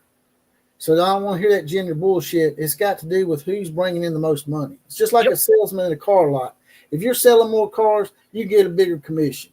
Right. You don't split your commission with Harry Dick over here that just sold one car and you sold like 12 cars. You gotta split that with him, meet in the middle, and y'all say y'all both sold 6 cars. No, man, that's BS, man. Exactly. Yeah, and I don't think somebody like John Mateer should make the same as like, the guy that's the third string center on the team, So yeah, like I understand like certain guys are worth more than other guys. Like some guys bring more money to the program. Like NIL Commish said earlier, he goes, yeah, like for example, there's some guys on the team that the university puts out jerseys, they sell them or whatever. There's certain guys that sell way more jerseys than the other guy does. And so those guys the guys that sell the most jerseys make the most money. The reason why the people, even other fans, like guys like me and you watching other teams, like what are those players that make us excited to flip the channel over to that team opposed to this team over here? And so it's like which guys are bringing in the money, which guys are worth the bang for the buck, and they gotta put together a system. And they have a system that works in the NFL. They have a system that works in all the other professional sports. They got to have a system that works for college. And I think it's just going to take a while before they get all the bugs and everything ironed out. If y'all watching on Twitter, because I've linked this to my Twitter account too, or X, whatever they call it now. If you're having problems with making comments in the comment section, just jump out of Twitter and come over to the YouTube channel, and you'll be able to come in here and make comments. I got people telling me they can't comment in here because they're on Twitter. So you can come to the YouTube channel, Outlaw of College Football, and go in the comment section there and comment. Let's get to a few of these comments. Texas Hook'em says, did y'all hear about the Commanders possibly changing back to the Redskins? Yeah, we talked about that earlier, and I think it would be probably one of the best things they could do if they did that. Sandusky tells me I need to choose the Cleveland Browns. I'm getting recruited, man. I'm going to go on recruiting visits. NIL Commish says, be a Texans fan. Maybe. I like the Houston Texans helmets. They're pretty cool. Sergeant Lincoln Osiris, one of my favorite names in here. That damn Robert Downey blackface is some shit, ain't it? He said, just got here, but fire Joe C., that cheap, dumb F. I guess he doesn't like y'all's, your AD. You don't like Joe Castiglione, man. Okay. I mean, he's been there a long time. I mean,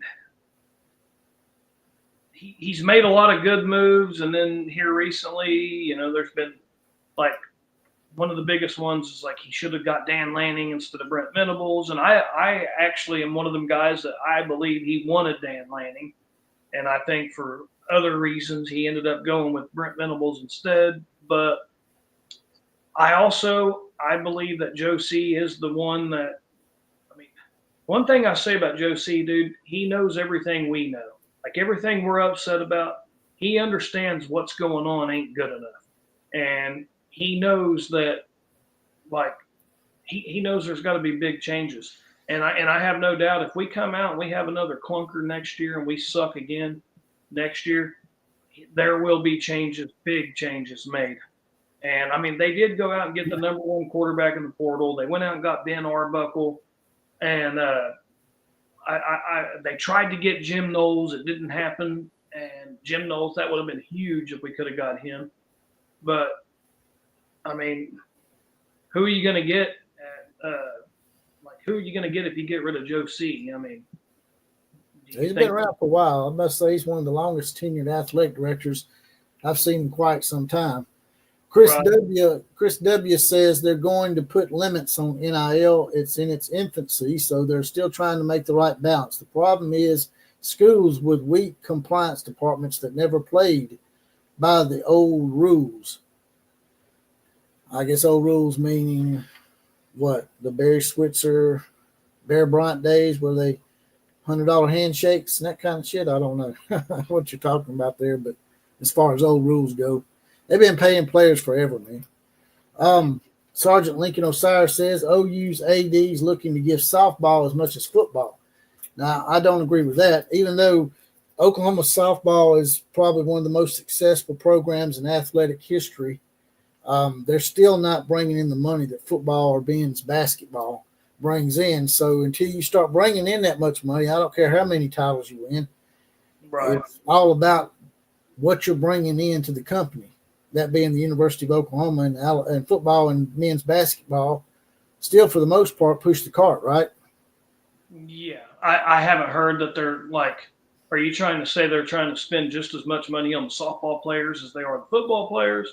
I haven't heard anything like that. Like, I mean, I'm sure they're paying them girls pretty well, but I bet they're not getting paid as well as even like our backup quarterback at OU. Like, go look at how much money Michael Hawkins, the backup quarterback, go look at how much money he's getting paid, and go look up the best player, best softball player on OU softball team. Like, them girls are making. I know they ain't eating Roman noodles and playing for free, but they're not. I don't think they're getting paid anything close to what. None of them athletes are starving, man. I work Uber on the side out here on the University of Alabama campus, and I pick up athletes from Bryant Hall and all the time. Man, they got an immaculate cafeteria.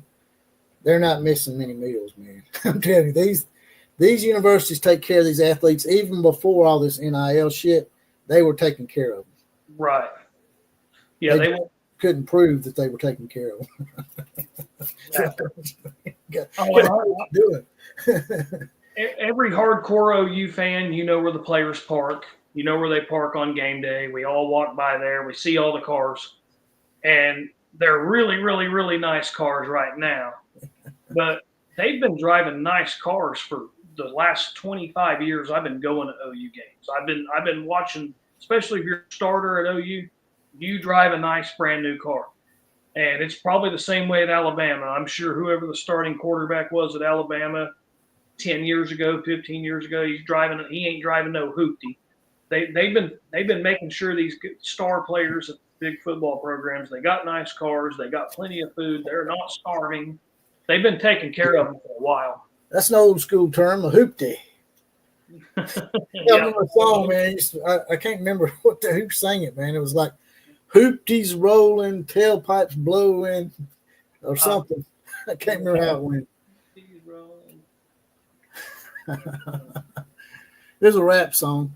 NIL Commish wants to know where Sergeant Lincoln Osiris sources are coming from on the softball comment, and he follows that up with, I was just joking about softball because it sounds like a Joe C move.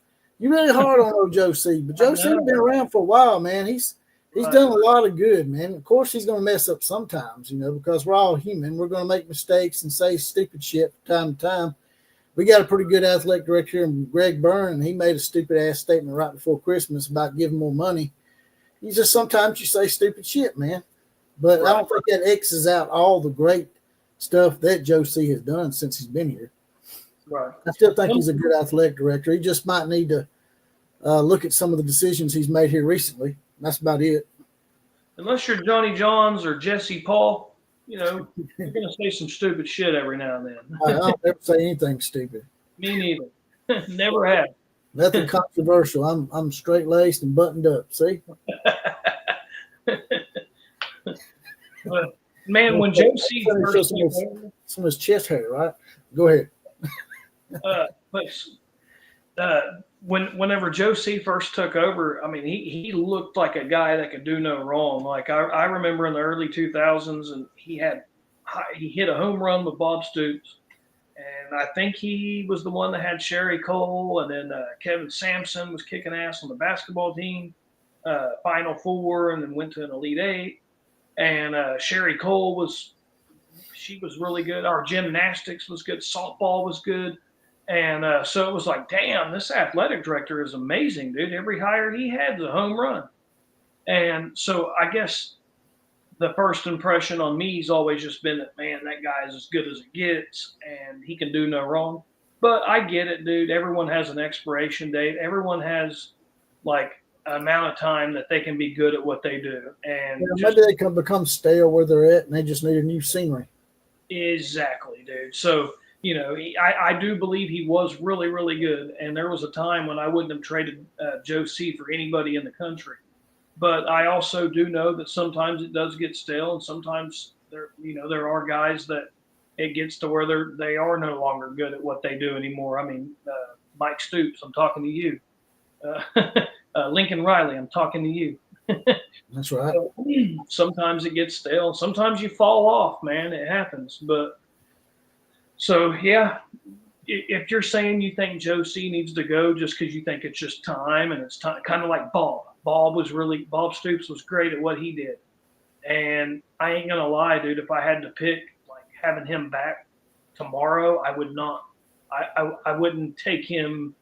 I'd rather go get a young guy that's up and coming than go, like Bob 20 years ago. I'd love to have Bob Stoops from 20 years ago. But I do think that Bob got to a point where he was no longer, great like he was before. And it was getting bad before we had hired Lincoln. But anyway, so what I'm saying is not everybody can be great forever. And That's maybe, right. maybe that's the case with Joe C. Maybe that is the deal. John Christophic in the house. He's a Pittsburgh fan. I can't believe Jim Knowles is leaving for Penn State. Yeah, I bet that's not something you wanted to hear coming out of Pittsburgh. You being a Pitt Panther fan, you're probably not too happy about Penn State getting even better. But Sergeant Lincoln Osiris is basically saying what you just said. It's possible that you can be a great athletic director, and the time has passed you by in today's modern landscape of college football. He isn't the one for Oklahoma. So he's thinking maybe that, with the way things have changed, maybe they need somebody that can maybe run the organization differently. I don't know. That's why Nick Saban retired, because he just couldn't do it the way that they're doing it now. It just wasn't his thing. So I don't blame him. I do not blame him one bit. One of the things we were talking about earlier, man, I was on the phone with NIL Commish, and we were talking about who's this NIL Commish guy that you keep talking about? You don't know that guy. We were doing a live stream before you were. We heard the news and ended up cutting it off there. Saquon Barkley busted off another one. By the way, y'all, NIL Commission's in the comment section too. Y'all go subscribe to his channel. He's a young fledgling channel, but he's a real talented guy. He does some comedy shtick too as well. Pretty entertaining. Y'all go check him out and subscribe to his channel. Yeah, absolutely. He's one of our buddies. But me and him were talking about it, and I was telling him, like, dude, if you're like, say you're a guy like Chip Kelly who's at Ohio State, and maybe Ohio State kicks ass again next year, and Chip Kelly has some job offers. And maybe he's got a job offer to go coach at a really good school, or say Lincoln Riley as a coordinator. Say he gets fired at USC, and say Lincoln Riley has either a job where he gets an offer where he can go be a head coach at a Big 12 school, or he gets an offer to go be an offensive coordinator in NFL at like New York Giants or, Arizona Cardinals or Tampa Bay Buccaneers. Say you can either pick, do I want to be a head coach in the Big 12 or even just another school, or be an offensive coordinator, kind of like what Cliff Kingsbury's doing right now at Washington. Where would you rather go? I think I'd rather just go to the NFL and be an offensive coordinator. Yep. And not have to deal with the bullshit that's going on in college football. But you don't only have to get out and recruit high school players. You have to re-recruit your own roster. Yeah, exactly. The guys that you think you got signed, they're not signed. They're not signed. They're never signed, man. That signing shit, they need to steal away with it because it don't mean shit. It doesn't. It doesn't mean shit at all. It don't even mean shit until you get past the first 4 games. Right. Like you could even have a guy just decide he don't want to play after 4 games. Hey, they could just declare until they declare for the NFL draft, you're not safe keeping them. Right. That's right. So yeah, it's like, man, I think if they don't change things, I think we're going to see more and more of these talented coaches that decided to go ahead and stay in college. Because, man, I love college. Maybe they're just guys like me that just really loves college football. and they don't want to. The NFL's Sunday. It's boring. It's too professional. They don't like it, and the atmosphere ain't as fun or whatever.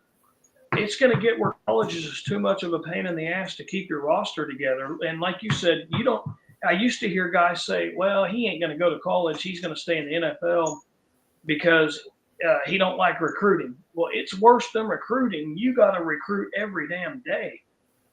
And so it's worse than just recruit. You got to recruit your roster you already recruited. So, Southern Cowboys says losing out on Jim Knowles just proves to me that OU cannot do what it needs to do to win a national championship. Yeah, Knowles is just a DC, but it's the optics. Yeah, he says. NIL Commish says optics haven't been good for 5 years now. Right. So, you think the optics didn't look bad when we lost our D coordinator to West Virginia? Yeah, that was optically that was pretty optically bad. Even though we know that, to me, I think maybe, to be honest with you, I ain't saying this to take up for Oklahoma, but I'll be honest, I think probably it was a mutual thing, and Brent probably told him, "Hey, man, if you can find something else, go do it, because we need to go in a different direction. I don't really like how this thing's gelling between us." I think that's what happened. Well, or he also knew there was like a slight possibility he could get Jim Knowles, so he told him, "Hey, bud." Yeah. If that's the case, that's a blunder. He put all his eggs in one basket and screwed himself in a way. But if he told him to leave, and because we got a chance we could get Jim Knowles, that's as stupid as Jamie. Can you come get her? See, even your dog knows that shit was stupid. You come get her. And God, this dog right here is like Saquon Barkley to catch. I'm telling you, it's a shifty dog. Shifty dog, boy. Shady. It ain't shady like Lincoln Riley, is it? It is. God, it's chasing this ball around. It's got the squeakiest, like most annoying bark. But the Duck Knight says, "I don't think Chip wants a head coaching job because he left, UCLA. Probably going to be an OC in the NFL." Right. But yeah, he was just a guy I was using as an example. But I think Lincoln Riley's the better example because I think he's going to be presented with this decision if he has another bad year at USC. But it's like if it comes down to like, man, I can go be a coordinator in the NFL. Maybe it's Buccaneers. Maybe it's Arizona Cardinals. Who knows? Or I can just go be a head coach at, like, if you lose your job at USC, you're probably going to downgrade. Maybe it's a Texas Tech. Maybe it's, another big UCF or something like that. But would you rather go be a head coach at UCF or Texas Tech or go be an offensive coordinator in NFL? I would do the NFL because I would not want to deal with the drama and the bullshit. You don't have to do anything. You don't have to do recruiting. No. All that's on ownership. Yep. And administration. They're the ones that go out and get the players. Yep. General manager, head coach, they worry about all that, dude. All your job is to scheme guys open with the players that they that they give you. And you don't have to worry about this guy's pissed and he's going to transfer because you only threw him the ball 20 times all year. I mean, you don't have to worry about none of that, man.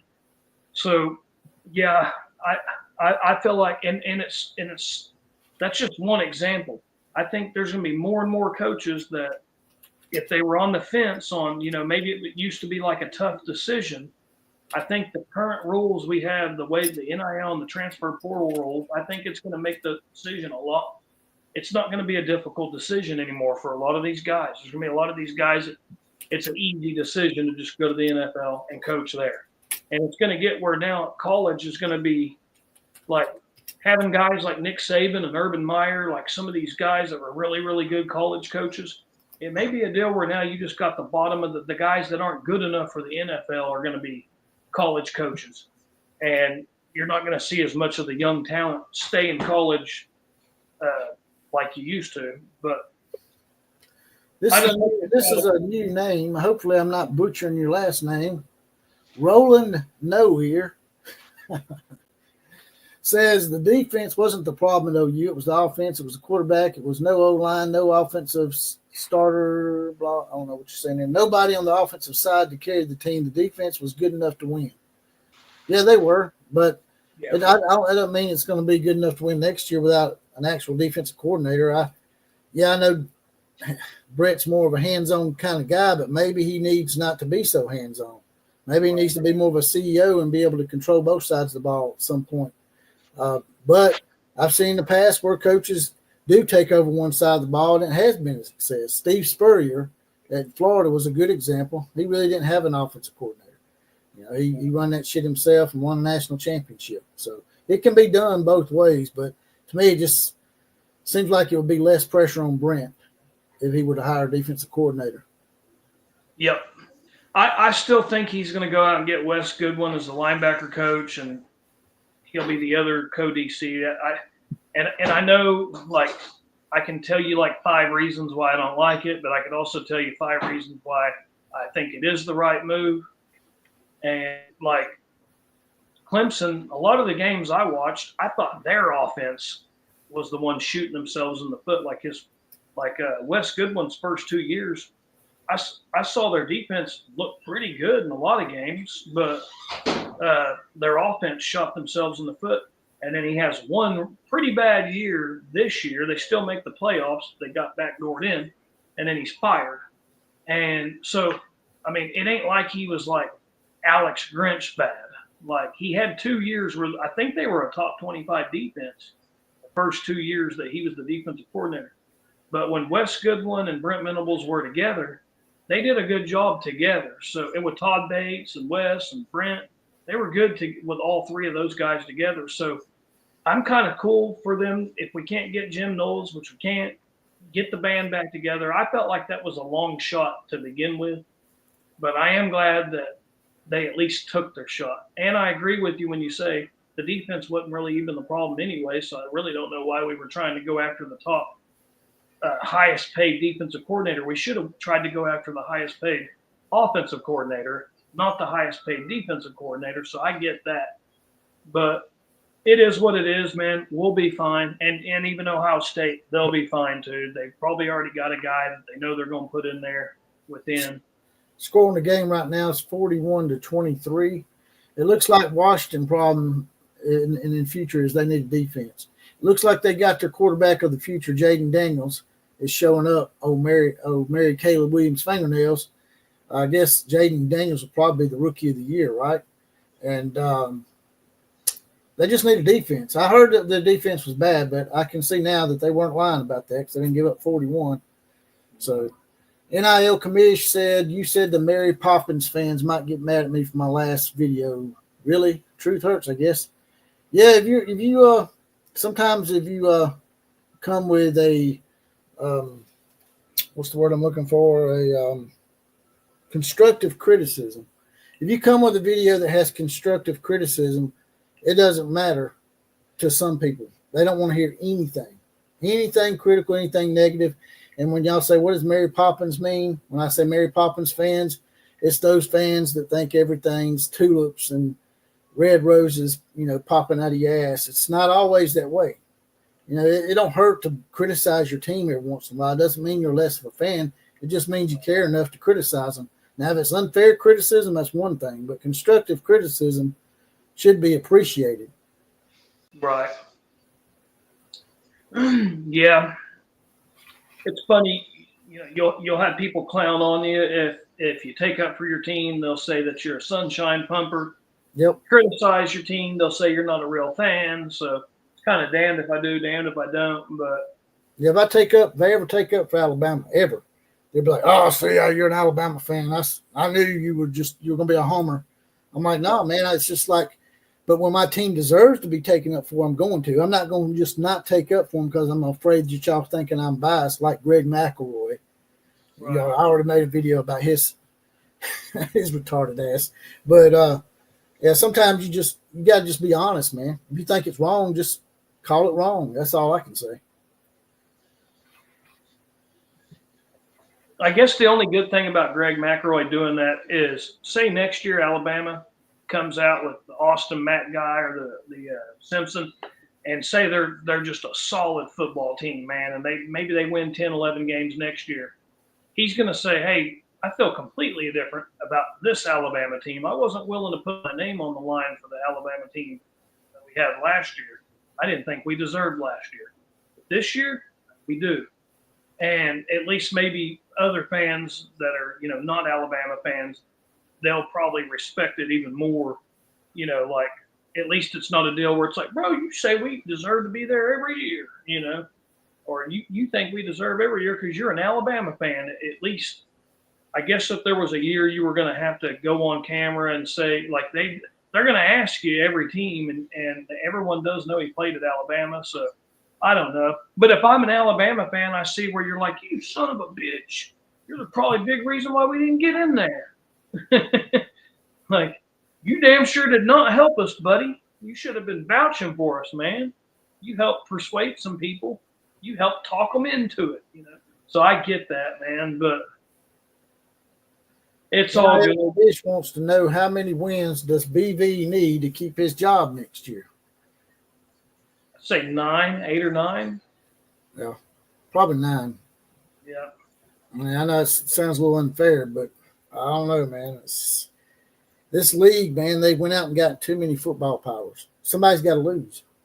Right. And it might not be because they're a bad coach. It's just because the league is so tough that someone's going to lose. There's no ties anymore. There ain't been ties for a long time. And someone's going to lose. That's why I say next time we go out and expand, if we do, we need to go out and get some basketball schools. Quit adding football schools because someone's going to take a step back. Yeah. And it just might be your team or my team. My team's already taken a step back. Mine too. And I know it sucks, but yeah. And dude, you called this from the get-go before we ever even played this season. You even called this like, dude, you said this could happen. And then you mix all the stuff we got going on with the rosters being unstable and guys can leave whenever they want. And I mean, hell, I wouldn't even buy a college jersey anymore. There ain't no way. I'm not going to spend $80 or $100 on a jersey on a guy that may not be there 6 months after I buy it, Especially these players like you was talking about that set out or they pretend to be injured and don't want to come in and get injured because they're afraid it might hurt their possibility of going to the NFL. If it's a player that is probably going to be eligible for the NFL draft next year, they can just sit after 4 or 5 games and say, screw it, I don't want to hurt my NFL stock anymore. I might get injured. Right. That shit's got to stop. They got to make them sign contracts that say, hey, you got to play throughout the season. Right. If you're going to get this NIL money, you got to play through the season. So, of course, they can come in and lay down on you at that point. So, it's all about character, man. You got to really be able to screen these guys. You got to be able to do more than recruit. Now, you got to be a psychologist too, I think. Oh, I know. Yeah, you can be all of it, and it still ain't going to be good enough. It's a tough deal, and I'm just glad that a lot of people are not happy about it because it can't just be one fan base or one conference that ain't happy. It'll finally get changed when everybody is not happy about it, and you vote with your wallet, dude. And it's like once it starts getting where ticket sales are down, ratings are down, once it starts hitting people's wallets, that's when change will happen, man. And it's already doing that. All right, damn athletic director's begging for money right before Christmas. Right. He's trying to take money from Santa Claus for the athletic department. Rick Pat is a new name, and here is the absolute fix for it all. No more NIL money to anyone. Tell them to go pound sand. Why is it that a good 3-star is actually better than paying a 5-star that stays only 3 weeks? And that's been true for a while, man. I would say there's probably been more 3-star players make it into the NFL and stay longer than 5 stars out of high school. Yeah, I mean, and there's also less 5 stars, but because I think there's only like 35 5-stars per year, and then there's a ton of 3-stars, so they do have a better chance of making it. But or the chances of a 3-star. But like if you go down every roster on every NFL team and look at like what they were coming out of high school, you're going to find a ton of 3-stars and 4-stars, and very little 5-stars. But there's also very little 5-stars coming out every year. There's 35 of them, and there's I would hundreds. even go as far to say that some 2-stars, you probably have more 2-stars making the NFL rosters than 5-stars. It probably could be. I mean, but I know there's damn sure more 3-stars. Like it got for a while where it seemed like every time I'd look up a guy, he was a 3-star. Yeah, Josh Jacobs at Alabama was a 3-star. 3-star. Patrick Mahomes was a 3-star. Baker Mayfield was a 3-star. He was a walk-on too, wasn't he? Who? Baker Mayfield was a walk-on at one time, wasn't he? Yeah. He was a walk-on. He was a low 3-star. He wasn't like a high 3-star. He was a 3-star that was so low of 3-star he had to walk on at Tech. And then Sam Bradford was a 3-star. I think Johnny Manziel may have been a 3. No, he may have been a 4. But I mean, yeah, there's a ton of guys that are 3-stars, man. And Patrick Mahomes, Baker, and Sam, and the Jacobs guy that was from Oklahoma that went to Bama. Well, Mac Jones, for Alabama, he was like a 3-star or something.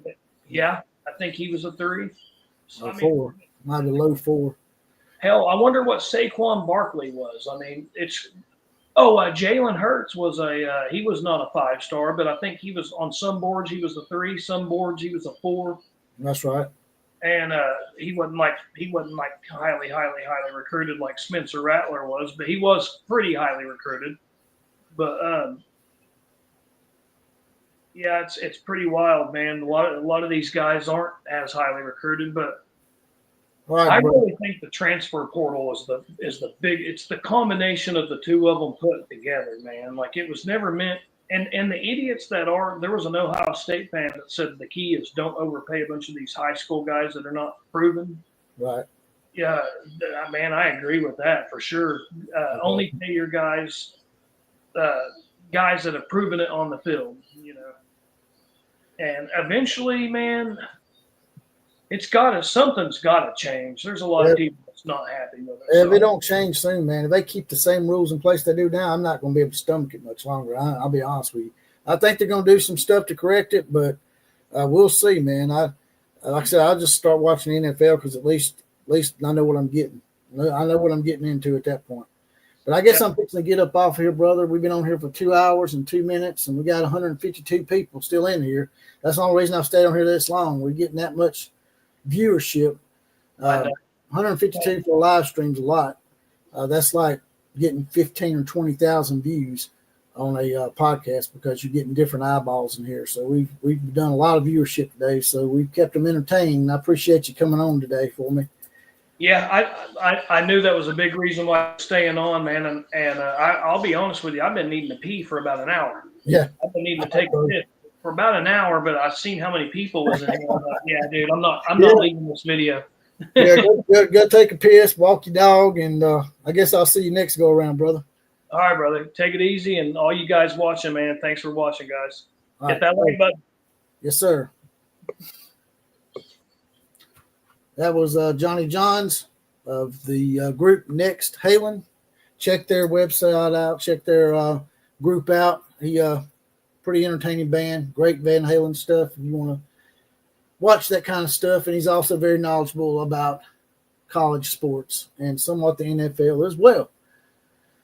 So appreciate y'all coming up in here today. Had a really big showing today. A lot of viewers in here. A lot of chatter. A lot of good comments from all of y'all. If y'all don't mind, like, share, comment, subscribe to this channel. Those are the big four, and they're all absolutely free. Also, you can join the Outlaw Posse, get your badge, get deputized, get a random Four Horsemen shout out like those guys did earlier in the show, as well as possibly the comment of the day on the actual podcast.